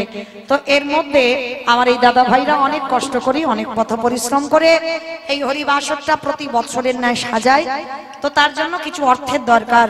আর যেহেতু বাবা একা একার দ্বারা তো হরিনাম যজ্ঞ হবে না, আগে ভক্ত সাহায্য চাই। মানে আছে বলে যে আমি কীর্তন করাবো হবে না বাবা, আগে ভিখারি হতে হবে। তাই আমার দাদা ভাইরা যে যেমন পারবে, তবে মা একটু ওই ঝনঝনটা একটু কম করো, একটু বেশি বেশি দিও, এইটুকু আপনাদের চরণে নিবেদন। তবে আমি বললাম বলে যেন কেউ উঠে চলে যাবে না, ভালো লাগে দিও, কিন্তু চেষ্টা করো, কারণ আমি জানি আপনারা খুব ভালো ভক্ত। কারণ যেহেতু যাচ্ছে এই সন্ধ্যাবেলায়, আর সন্ধ্যাবেলায় প্রত্যেকেই আমার গোবিন্দ চরণে কিছু দান করবেন, কারণ এ দান বৃথা যাবে না, একদিন পরপারের দান হয়ে দাঁড়াবে। এই 1 টাকার বদলে বাবা ভগবান 1 লাখ টাকা আপনার ব্যাংকে দিয়ে দেবে। কেন? পার্থিব জগতে টাকা দিতে গেলে নমিনও লাগবে, সেই টাকা জমা পড়বে অন্য জনের নাম, নমিনও হয় না। এই যে আমি এত কীর্তন করে যাচ্ছি বাবা, আমার কিছু নাই, হরি বল হরি বল। তাহলে কিছু ব্যাংকে রাখতে গেলে নমিনো করতে হবে, নয় তোমার স্বামী নমিনো হবে, নয় তোমার ছেলে নমিনো হবে, তোমার কিছু নাই। তুমি যদি একবার হাওয়া হয়ে যাও তো সব শেষ। তাহলে এ জগতে টাকা জমাতে গেলে নমিনো লাগে, কিন্তু আমার ওই ব্যাংকে যদি কেউ কিছু দাও ওর কোনো নমিনো লাগে না। শেষের দিনে তোমার কাছে আমার ভগবান নিজেই নমিনো হয়ে দাঁড়াবে। তাই গৌর প্রেমানন্দ। তাই সবার চরণে নিবেদন, কৃপা করে একটু বেশি বেশি আমার দাদা ভাইদের আঁচলে একটু দেবেন, কেমন? প্রত্যেকে চলে। রসে তনু ঢর ঢর গৌর কিশোর বর, রসে তনু ধন ধন গৌর কিশোর বর, এ বিনাম শ্রীকৃষ্ণ চৈতন্য, এইবারে এবে নামে শ্রীকৃষ্ণ চৈতন্য, এ বিনাম শ্রীকৃষ্ণ চৈতন্য, এবে নামে শ্রীকৃষ্ণ চৈতন্য, এ শ্রাবণী গুরু কথা কহিতে অন্তরে ব্যথা, এ শ্রাবণী গুরু কথা কহিতে অন্তরে ব্যথা, এ শ্রাবণী গুরু কথা কহিতে অন্তরে ব্যথা, এ শ্রাবণী গুরু কথা কহিতে অন্তরে ব্যথা, ভক্ত বিনা নাহি জানে অন্য, ভক্ত বিনা নাহি জানে অন্য, ভক্ত বিনা নাহি জানি অন্য। মহাপ্রভুর কাছে গিয়ে দেখছে অদ্বৈত আচার্যের ঘরে মা। আমার মহাপ্রভু সন্ন্যাসের পরে ভক্তদের নিয়ে হরিনামে মেতেছে, আর সবার মাঝখান থেকে রঘুনাথ ওই যে জেনে গেছে কৃষ্ণ কলিতে গৌরাঙ্গ, আর সবার মাঝখান থেকে ওই রঘুনাথ ছুটে গিয়ে একেবারে মহাপ্রভুর চরণে শুয়ে পড়ে দণ্ডবত। অত হাজার হাজার ভক্ত সবাই হাঁটু মাটিতে রেখে প্রণাম, আর শুয়ে পড়ে দণ্ডবত প্রণাম করেছে। মহাপ্রভু আমার যেই না চোখের দিকে তাকিয়েছে, দেখে বললেন বাবা বাবা, এই তো সেই মাটি যে মাটিতে আমি বীজ বপন করব। নিতাই চাঁদকে বলল, দাদা যাও, যে পাত্রে আমি প্রসাদ পাই ওই পাত্র থেকে একটু প্রসাদই নিয়ে তুমি আমার রঘুনাথকে একটু প্রসাদ দিয়ে দাও। কি গো মায়েরা, কৃপা হয়ে গেল। ভগবানের উচ্ছিষ্ট প্রসাদ পাওয়ার জন্য ভক্তরা লালায়িত। যোগীগণ যোগে পাই না, মণিগণ মনে পাই না, ধ্যানীগণে ধ্যানে পায় না, ব্রহ্মা ব্রহ্মলোকে পায় না, শিব শিবলোকে পায় না, ইন্দ্র ইন্দ্রলোকে পায় না। আজকে রঘুনাথ প্রথম দর্শনে ভগবানের উচ্ছিষ্ট প্রসাদ পেয়ে গেল, কৃপা হয়ে গেল অর্ধে। বেশ কিছুদিন প্রভুর চরণ সেবা করে রঘুনাথ। এইবার মহাপ্রভু বললেন, রঘুনাথ আমি জগন্নাথ ধাম পুরী ধামে ফিরতে চাই।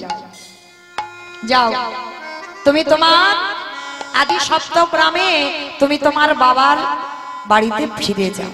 না প্রভু না, আমি তো বাড়িতে ফিরবো বলে আমি আসিনি, আমি তোমার চরণে থাকতে চাই, আমি তোমার চরণ সেবা করতে চাই। রঘুনাথ আমার মুখের উপরে কথা বলবে না, আর মর্কট বৈরাগ্য ধারণ যেন কোনোদিন না করো। মর্কট মানে কি? বানর। হনুমান হলো ত্যাগী, বানর হলো ভোগী। এটা মৌমিতা বলছে না বাবা। আজ রঘুনাথ ছোটবেলা থেকে বৈরাগ্য ভাব, তবু মহাপ্রভু বলছে মর্কট বৈরাগী হবে না, লোক দেখানো বৈরাগ্য ধারণ কোনোদিন করবে না রঘুনাথ। একটা কথা মনে রেখো, যতদিন না কৃপা হবে ততদিন তুমি সংসার ত্যাগ করে তুমি বৈরাগী হতে পারবে না। কে গো মাইরা, অনেকে মনে মনে বলে আমি সাধু সঙ্গ করব, বৈষ্ণব সঙ্গ করব, ভক্ত সঙ্গ করব। অনেক বছর ধরে চিন্তা ভাবনা চলছে, কিন্তু হচ্ছে না। কেন হচ্ছে না?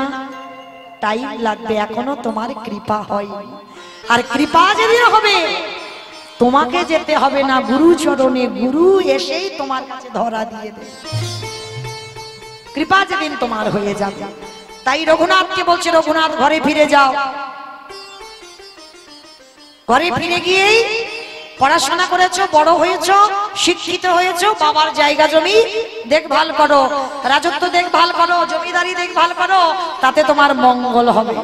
না প্রভু, আমার ওই জমিদারি ভালো লাগে না, আমার রাজ ঐশ্বর্য ভালো লাগে না, আমি যেটা বলছি রঘুনাথ তুমি সেটা করো, যাও ফিরে যাও, আমার কথার উপরে কথা দিও না, যেদিন তোমার টাইম হবে সেদিন তোমাকে আসতে হবে না, আমি তোমাকে ঘর থেকে টেনে নিয়ে আসবো।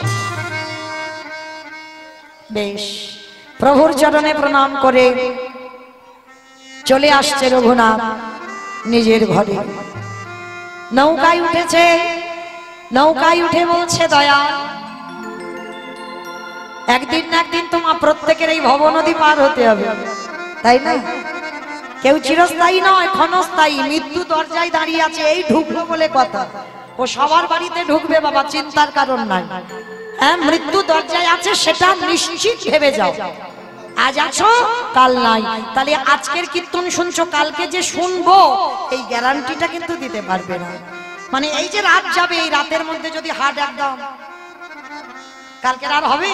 তাহলে যোগ এসেছে, হেলায় হারিও না। দয়ালে তোমার লীলা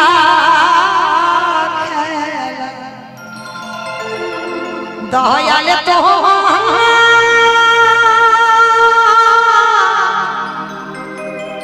লীলা কি গো, ভগবান কারোর একার সম্পদ নয় বাবা। কেউ যদি মনে করে আমি ভজন সাধন করি, ভগবান আমার একার না। ভগবান চোরেরও হয়, ভগবান সাধুরও হয়। চোরকে বলে বেটা তুই চুরি করতে যা, তোর পেছনে আমি আছি। আর মালিককে বলে তুই নিশ্চিন্তে ঘুমা, তোর মাল আমি পাহারা দিচ্ছি।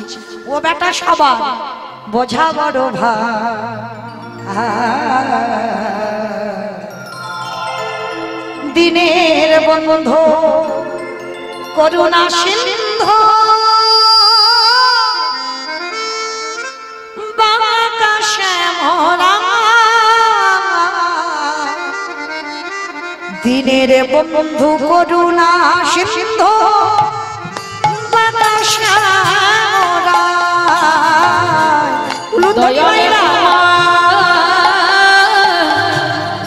লীলা খেলা, দয়ালে তোমার লীলা খেলা, বোঝা বড় দয়াল বন্ধু করুণা সিন্ধু বাঁকা শ্যামরায়, দয়াল বন্ধু করুণা সিন্ধু বাঁকা শ্যামরায়, তুমি তো সেই ব্রজের রাখাল, নদিয়ারে নিমা,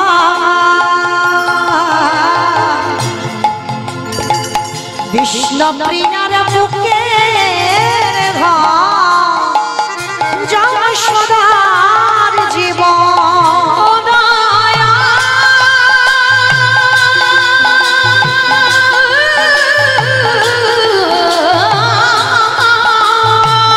নিতাই গৌর হরি বল হরি বল,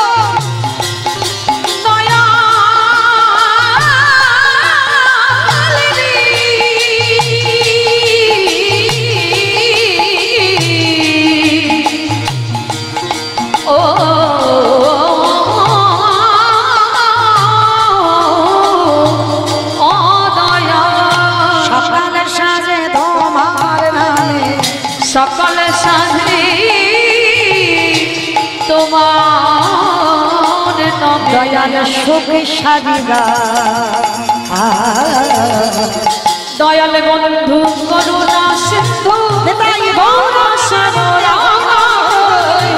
দয়াল বন্ধু করুণা সিন্ধু বাঁকা শ্যামরায়,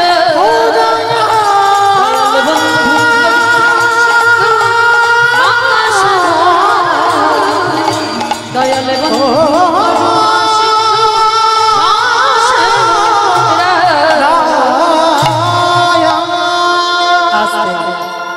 রঘুনাথ বাড়িতে ফিরলো, আর যেই না বাড়িতে ফিরেছে বাবা এখনো কৃষ্ণ নামের ভূত মাথা থেকে নামেনি। কৃষ্ণ দর্শন করে এলো, মানে কৃষ্ণ তো গৌর, দর্শন করে এলো, কিন্তু সে ভূত আর নামছে না। তা বাবা যেটা মনে মনে করছে এর কাঁধে এবার একটা জল চাপাতে হবে। আমার কাঁধে জল চাপানো মানে বোঝো কি গো? এর বিয়ে দিতে হবে। কারণ এটা আমাদের কথা নয়, এগুলো ঠাকুমাদের কথা। মানে ছেলেটা বড্ড উৎপাত করছে, কাঁধে একটা জল চাপিয়ে দে, আর জল চাপিয়ে দিলে দেখবে এর উৎপাত কমে যাবে। তা কি করব? রঘুনাথ তো ছোটবেলা থেকে বাবা এই মেয়েটির দিকে তাকায় না, পছন্দ করে না, জোর করে ঘটক দেখাশোনা করে। একটা মেয়ে যদি বা দেখাশোনা হলো মামা, তার আপনাদের আমাদের মতো এই জগতে সেরকম মেয়ে নাই, যেন স্বর্গের নর্তকী অপ্সরার মতো দেখতে। মেয়েটার খুঁজে খুঁজে বের করেছে রঘুনাথ, ওই মেয়েটাকে পেলে যেন কৃষ্ণ ভুলে যায়। কিন্তু এখন যে সব থেকে রূপবান তাকেই যদি কেউ একবার ভালোবাসে, আর কারোর রূপ সেই নজরে পড়বে? হ্যাঁ, দেখবেন মা জগন্নাথ দেখতে ভালো নয়, ছোটো জগন্নাথ, হাত নাই, চোখ দুটো বড় বড় গোল গোল, কিন্তু যদি একবার জগন্নাথকে কেউ ভালোবাসো, যদি মনটা তার চরণে দিয়ে দাও, মনে রেখো মা, একবার সে যদি একেবারে রূপবান ভগবান এনে দাও, সেদিকে নজর যাবে না। কেন বলে? আমার ওই কালোই ভালো, আর ওই যে বড় বড় চোখ, ওই যে হাত নাই পা নাই, ওইটা আমার ভালো। আমার ওই ভালো বাঁশি ধরে আছি, ওসব আমার লাগবে না, কারণ আমার ওই জগন্নাথই দেখতে ভালো লাগে। তাহলে যে যাকে ভালোবাসি একেবারে হৃদয় দিয়ে ভালোবাসতে হবে, না হলে আজকের ভালোবাসবো, কালকের ওই ভালোবাসবো, পরশু ওই ভালোবাসবো, এটা ভালোবাসা নয়। কেমন? তা যাকে ভালোবাসতে হবে একজনের চরণ আশ্রয় করে থাকতে হবে। তো আজকের কি করেছে রঘুনাথ? ভগবানের চরণে তো দেহ মন প্রাণটা দিয়েছে, আর কাকে দেবে? হ্যাঁ, একজনকে যখন দিয়ে পেরেছে দ্বিতীয়বার কি আর দেওয়া যায়? যাবে না। তো কি করেছে? এইবার মেয়েটার নাম হলো রত্নাবতী, মানে অঙ্গটা যেন সোনার মতো চকচকে, রত্না তো রত্নের মতো দেখতে। তো স্বর্গের অপ্সরা রূপবতী মেয়ে, কেন বাবা ওই রকম পাত্রী আনলো? যাতে রূপে ভুলে যায় কৃষ্ণ। কিন্তু হলে কি হবে? দিনক্ষণ ঠিক করলো, ছেলের ইচ্ছা নাই, বাবা মার চাপে বিয়ে করতে হচ্ছে। হরি বল। যেমন আমার নিমাই পণ্ডিত করেছিল, হ্যাঁ, লক্ষ্মী প্রিয়াকে বিয়ে করলো, সর্পাঘাতে মৃত্যু হলো, তারপরে বিষ্ণুপ্রিয়াকে। কিন্তু বিষ্ণুপ্রিয়াকে বিয়ে করবার সময় বলেছিল আমার মায়ের জন্য বিয়ে করলাম, আমার জন্য নয়। হরি বল। কিন্তু এখনকার ছেলে একজন বলবে যে আমার মার জন্য বিয়ে করলাম। হরি বল। সে যাই হোক, এইবার কি করেছে বাবা? বিয়ের দিনক্ষণ ঠিক হলো, আমা বিয়ে বাড়ি একটু উলু না হলে হয়? একটু দাও। বরেলো বরেলো বলে পড়ে গেল সারা গো, উলু ধ্বনি। বরেলো বরেলো বলে পড়ে গেল সারা, বরেলো বরেলো বলে পড়ে গেল সারা,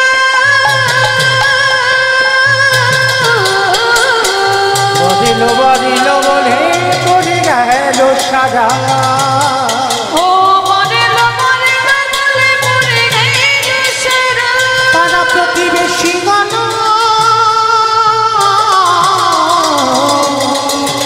দাদা হলো দিশাহারা গো, হলো দিশাহারা, পাড়া প্রতিবেশী গণ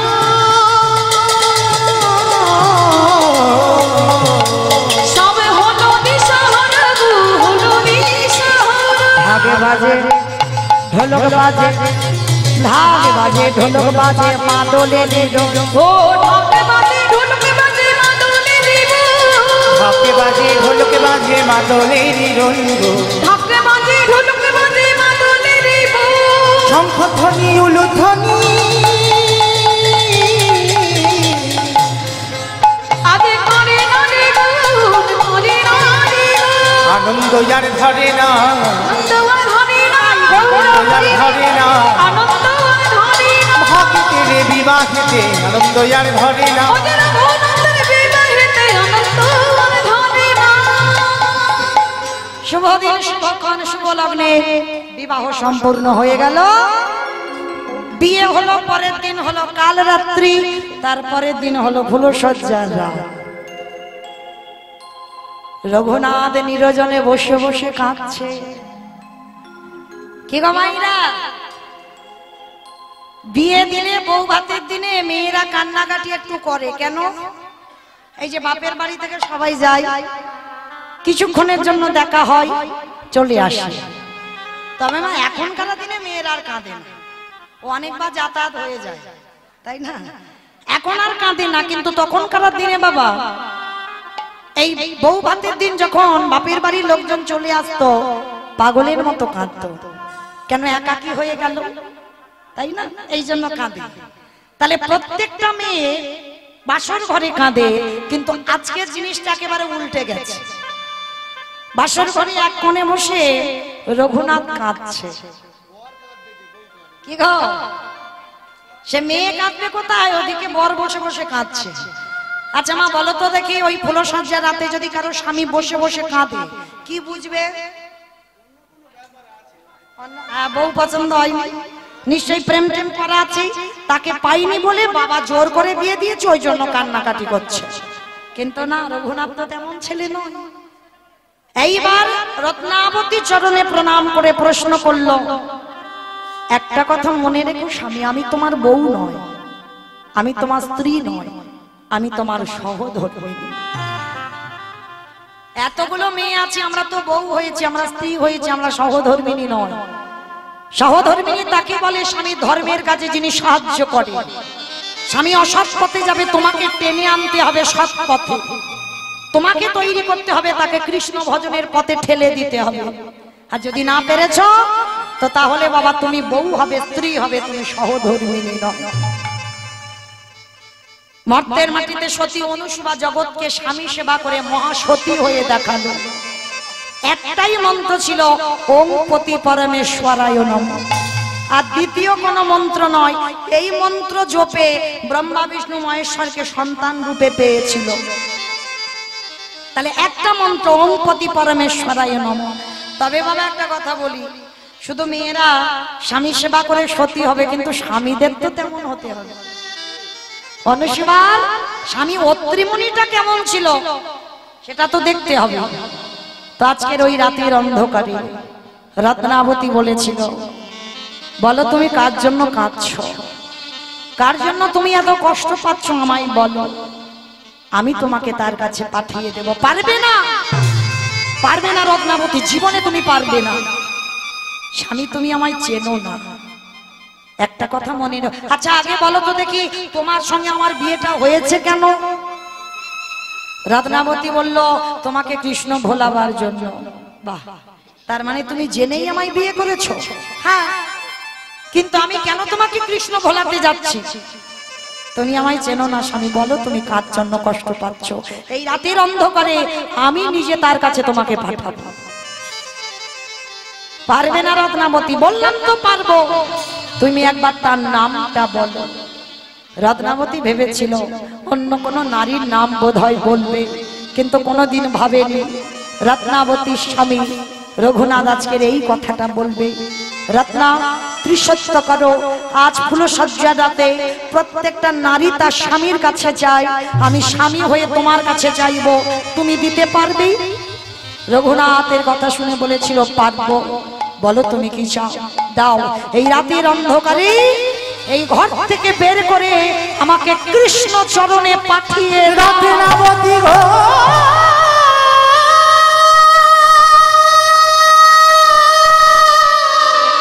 কি বললো তুমি? আমি কোথায় গেলে কৃষ্ণ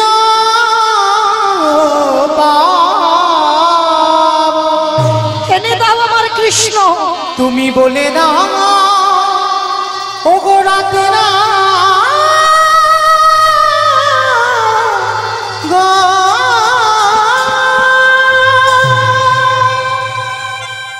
যেই না এনে দাও কৃষ্ণ, রত্নাবতী চরণ দুটো ধরে কেঁদে বললেন, বেশ, যত দুঃখ কষ্ট আমি পাবো, কিন্তু এই রাতের অন্ধকারে তোমাকে চিরজনমের মতো বিদায় দেব।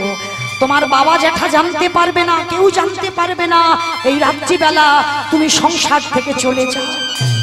রত্না, ভেবে বলছো তো এ জীবনে কোনোদিন তুমি আমার চরণ আর পাবে না, জানিস সবই। এই যে 3টে দিনের স্মৃতি নিয়ে আমি জীবনটা কাটিয়ে দেব, কিন্তু এইটুকু তো আমি জানবো, আমার মতো সহধর্মিনী আমি পেরেছি তোমাকে কৃষ্ণ ভজনে পাঠাতে, যেটা তোমার বাবা মা কেউ পারেনি।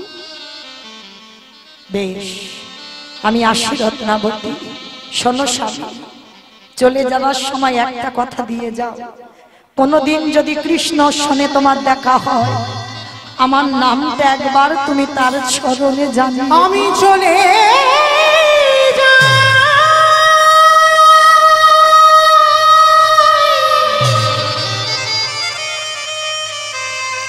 আরে কোন দিন ফিরে আসব না। রত্নাবতী, আমি চলে যাই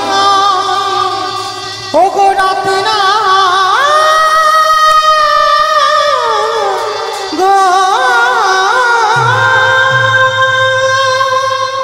চলে যাচ্ছি রত্না, আর তোমার সঙ্গে আমার দেখা হবে। আমার জীবন নদীর তুমি ভালো থেকো, নাইয়া আমার জন্য কেঁদো না, কৃষ্ণ বলে কেঁদো। আমার ভাবের খেলা সঙ্গ হলে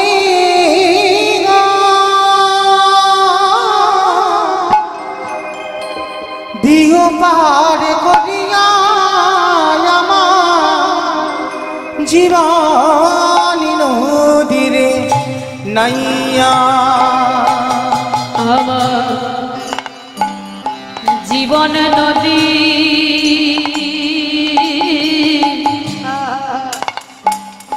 নাইয়া, আমি চলে যাচ্ছি গো, তুমি ভালো থেকো। ভবের খেলা সাঙ্গ হলি গো,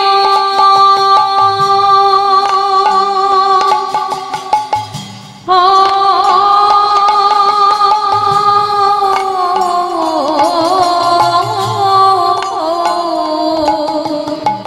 আসি রত্নাবতী। দিও পার করিয়া আমার জীবন নদীর নাইয়া। দয়ালে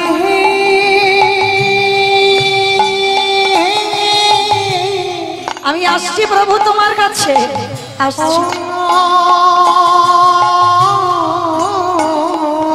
দয়ালে ও দয়াল একবার ঠাই দাও আমার। হে,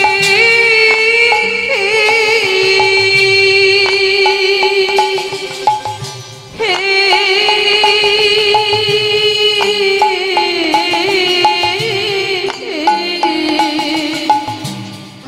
ওরে ও দয়াল হে, এই কামনা বাসনার হাতে বুঝি বেঁধেছিলাম বাসা। এই কামনা বাসনা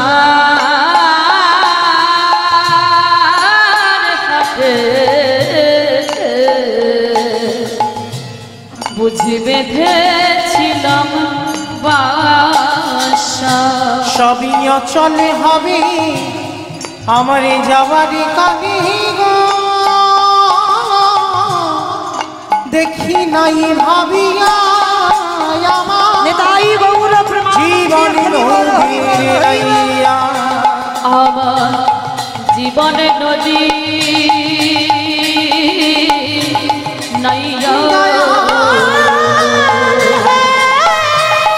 ভবের খেলা সঙ্গ হলি দিও পার করিয়া আমার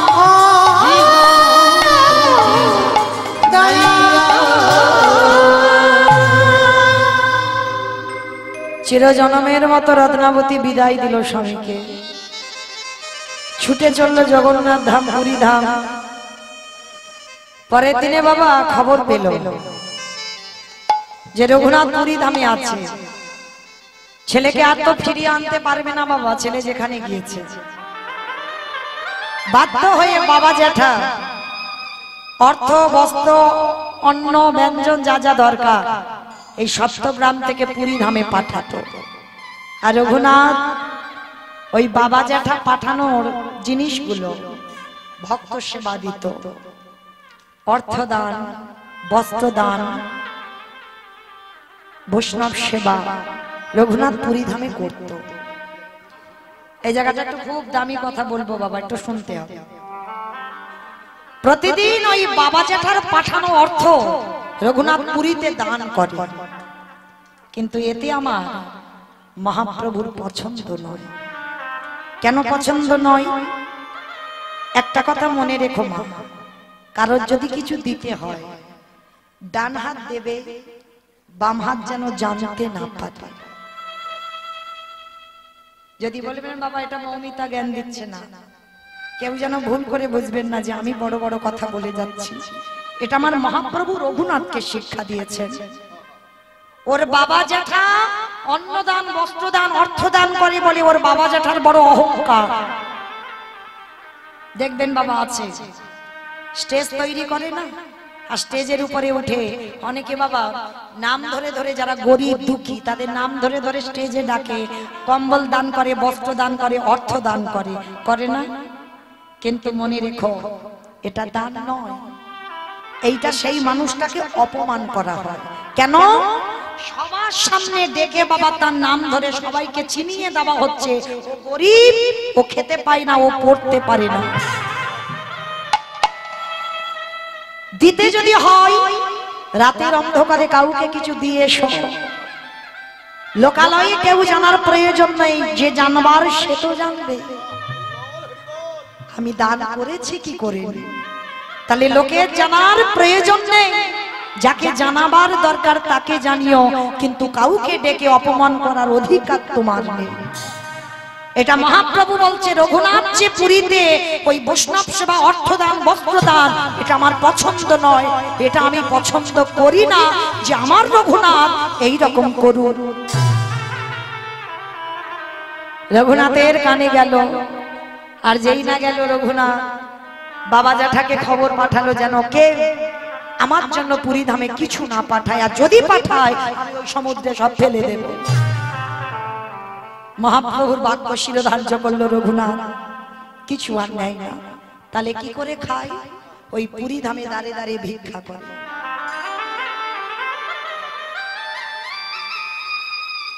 ভাবছেন জমিদারের একটা ছেলে, একমাত্র সন্তান, যার কিছু অভাব নেই, সে পুরী ধামে দাঁড়ে দাঁড়িয়ে ভিক্ষা করে।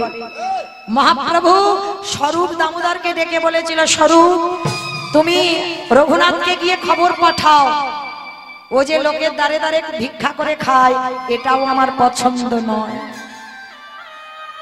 রঘুনাথ সেটাও শিরোধার্য করলো, আমার গৌরহরি যদি চায় না তো আমি কারোর বাড়িতে ভিক্ষা করব না। এইবার কি করবে? আনন্দ বাজারে গিয়ে কাঙালের মতো বসে থাকে। আনন্দ বাজার চেনো তোমার? যেখানে মহাপ্রসাদ বিক্রি হয়, জগন্নাথের মহাপ্রসাদ, ভিতরে গিয়ে দেখেছেন অনেক অন্ন ব্যঞ্জন সবজি বিক্রি হয় না, জগন্নাথের প্রসাদী, ওইটার নাম হচ্ছে আনন্দ বাজার। ওই রঘুনাথ চুপটি করে বসে আছে। তাহলে খাই কি? যে প্রসাদীগুলো বিক্রি হয় না, হয়তো রাত হয়ে গেছে, কেউ নেবে না, কিনবে না, ওই প্রসাদে একটু রঘুনাথকে দিয়ে যায়।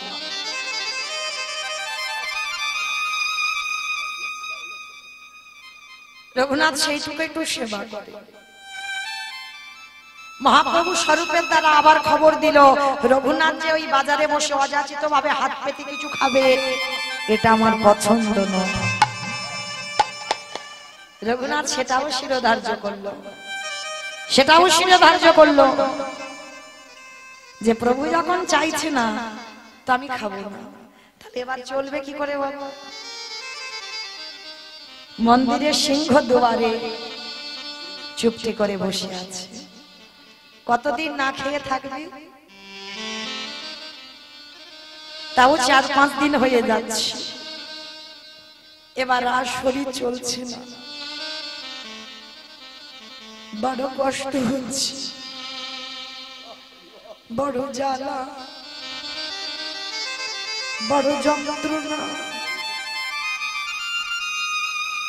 আর খিদে জ্বালায় মা ওই নালা দিয়ে ভেসে যাচ্ছে জগন্নাথের একটু পচা গলা প্রসাদ। রঘুনাথ খিদে জ্বালায় ওই পচা প্রসাদটা তুলে 7 বার ভালো করে পরিষ্কার জলে ধৌত করেছে, তাতে একটু লবণ মাখিয়ে, খিদে পেয়েছে তো আর থাকতে পারছে না, কিছু তো উদরে দিতে হবে, ওইটা ধৌত করে একটু লবণ মাখিয়ে সবে 1 গ্লাস দিতে যাবে, আমার মহাপ্রভু পিছন থেকে এসে রঘুনাথের হাতটা ধরেছে। রঘুনাথ,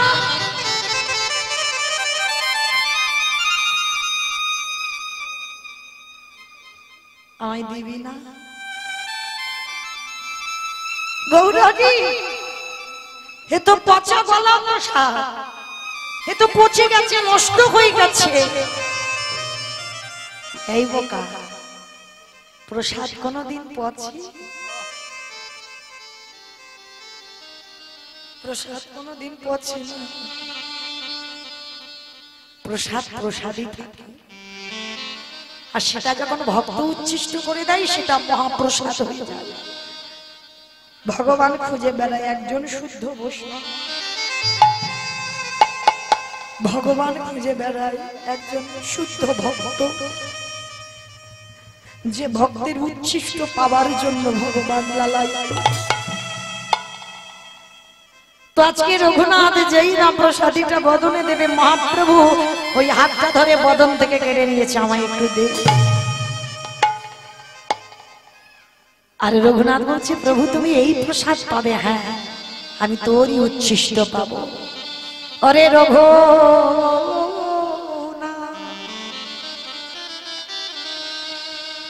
অরে একবার মনে করে গেলা, যেদিন প্রথম তোর সাথে আমার সাক্ষাৎ হলো, সেদিন আমার উচ্ছিষ্ট প্রসাদ আমি তোকে দিয়েছিলাম। আমি জানতাম তুই একদিন আমার শুদ্ধ ভক্ত হবি, তাই দে রে রঘুনাথ, আজ তোর ওই উচ্ছিষ্ট প্রসাদ আমায় দে। ওরে রঘুনাথ,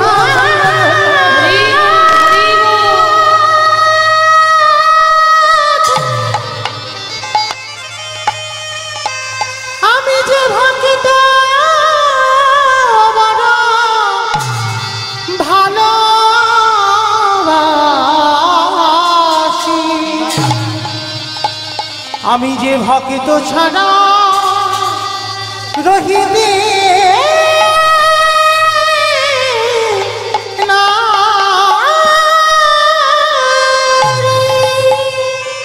রঘুনাথ আছাড় খেয়ে বললেন মহাপ্রভুর হৃদয়ে। মহাপ্রভু বললেন, রঘুনাথ, আজ আমি তোকে যাচাই করে দেখে নিলাম, সত্যি তোর আজকের বৈরাগ্য এসেছে। আয় আয় আয়, ওরে আয় একবার আমার হৃদয়ে আয়। মহাপ্রভু ছুটে গিয়ে রঘুনাথকে বুকে জড়িয়ে ধরে, রঘুনাথ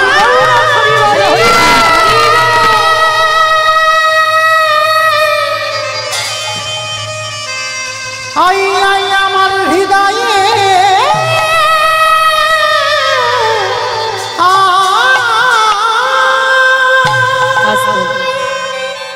মহাপ্রভু বললেন, বলো রঘুনাথ তুই কি চাস? হে দয়াময়, আমার মনে বড় আশা, আমি বৃন্দাবনে রাধা গোবিন্দের যুগলে দর্শন পাবো। মহাপ্রভু বললেন, ওরে রঘুনাথ, ওরে যাও যা, ওই রাধা কুণ্ডের তীরে চলে যাও। যে রাধা কুণ্ডের থেকে উৎপত্তি, সেই রাধা কুণ্ডে গেল রঘুনাথ। সারাদিন বসে বসে আজ নয়ন জলে রাধে রাধে বলে রাধে গো,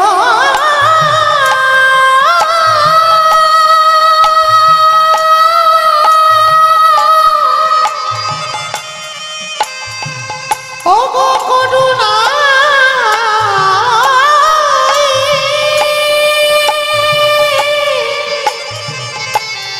একেবারে কৃপা করো আজ রঘুনাথে আমার নয়ন জলে বোধ ভাষায় ধোলারে পরে পরে হরি বল হরি বল রাধে বলে কাঁদে পোখর রোগ আর থাকতে পারলো না আমার প্রেমময়ী করুণাময়ী রাধা রঘুনাথ ধোলার পরে শয়নে আছে আমার রাধা রানী এসে উড়ানিটা নিয়ে রঘুনাথের আড়াল করে আছে ওরে রঘুনাথ হরি বল হরি বল ওরে জগতে সবাই আমায় ডাকে বটে তোর মতো চোখের জলে ভেসে আমায় কেউ ডাকে না ওরে রঘু রঘু রে রঘুনাথ পিছনে তাকিয়ে বললেন কে তুমি সে কি রে যার জন্য এত পাগল আমি তো তুই সেই রাধে তুমি এসেছো বল কি চাস রঘুনাথ বললেন রাধে গো, আমি তোমাকে একা দেখতে চাই না তুমি কৃপা করে একেবারে যুগল রূপে দাঁড়াও রাধারানী বললেন রঘুনাথ তোর মতো বৈরাগ্য তোর মতো ভজন সাধনে জগতে কারণ নাই আজ তোর ভক্তিতে সন্তুষ্ট হয়ে আজ আমি যুগলে দাঁড়াইলাম রঘুনাথ প্রকৃত তোর বৈরাগ্য হয়েছে রাধা গোবিন্দ যুগলে দাঁড়ালেন ভক্তগণে উলুধ্বনি হরিধ্বনি দিয়ে আজ নয়ন ভোগে ওই রাধা গোবিন্দে ওই রাধা গোবিন্দে আজ যুগল মাধুর্য দর্শন কো কেমন ভক্ত হরি বল হরি বল কেমন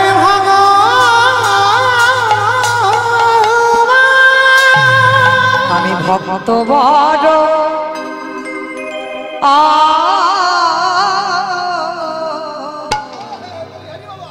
ভালো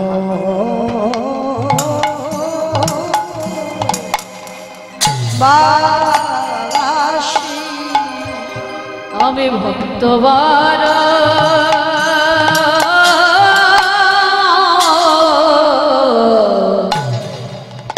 ভালো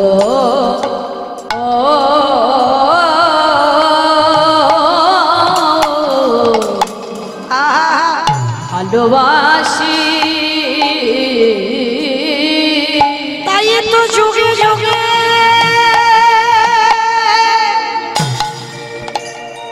ছুটে আসি আমি ভক্তবার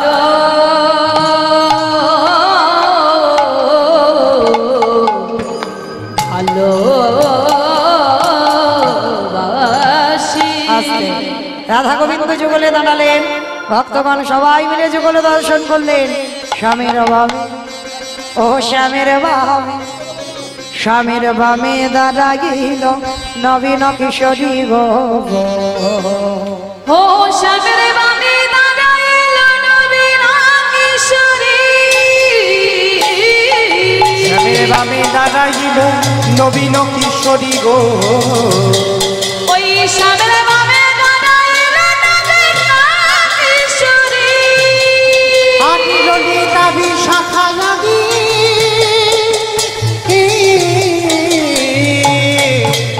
ওই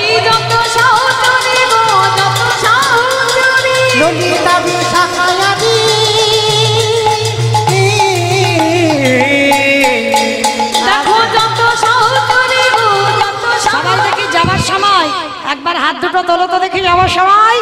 পদ্মের পাতায় পাতায় দিচ্ছে করতালি, দেখো পদ্মের পাতায় পাতায় দিচ্ছে করতালি, পদ্মের পাতায় পাতায় দিচ্ছে করতালি গো, পদ্মের পাতায় পাতায় দিচ্ছে করতালি। আর যেন রাশি মাঘিরা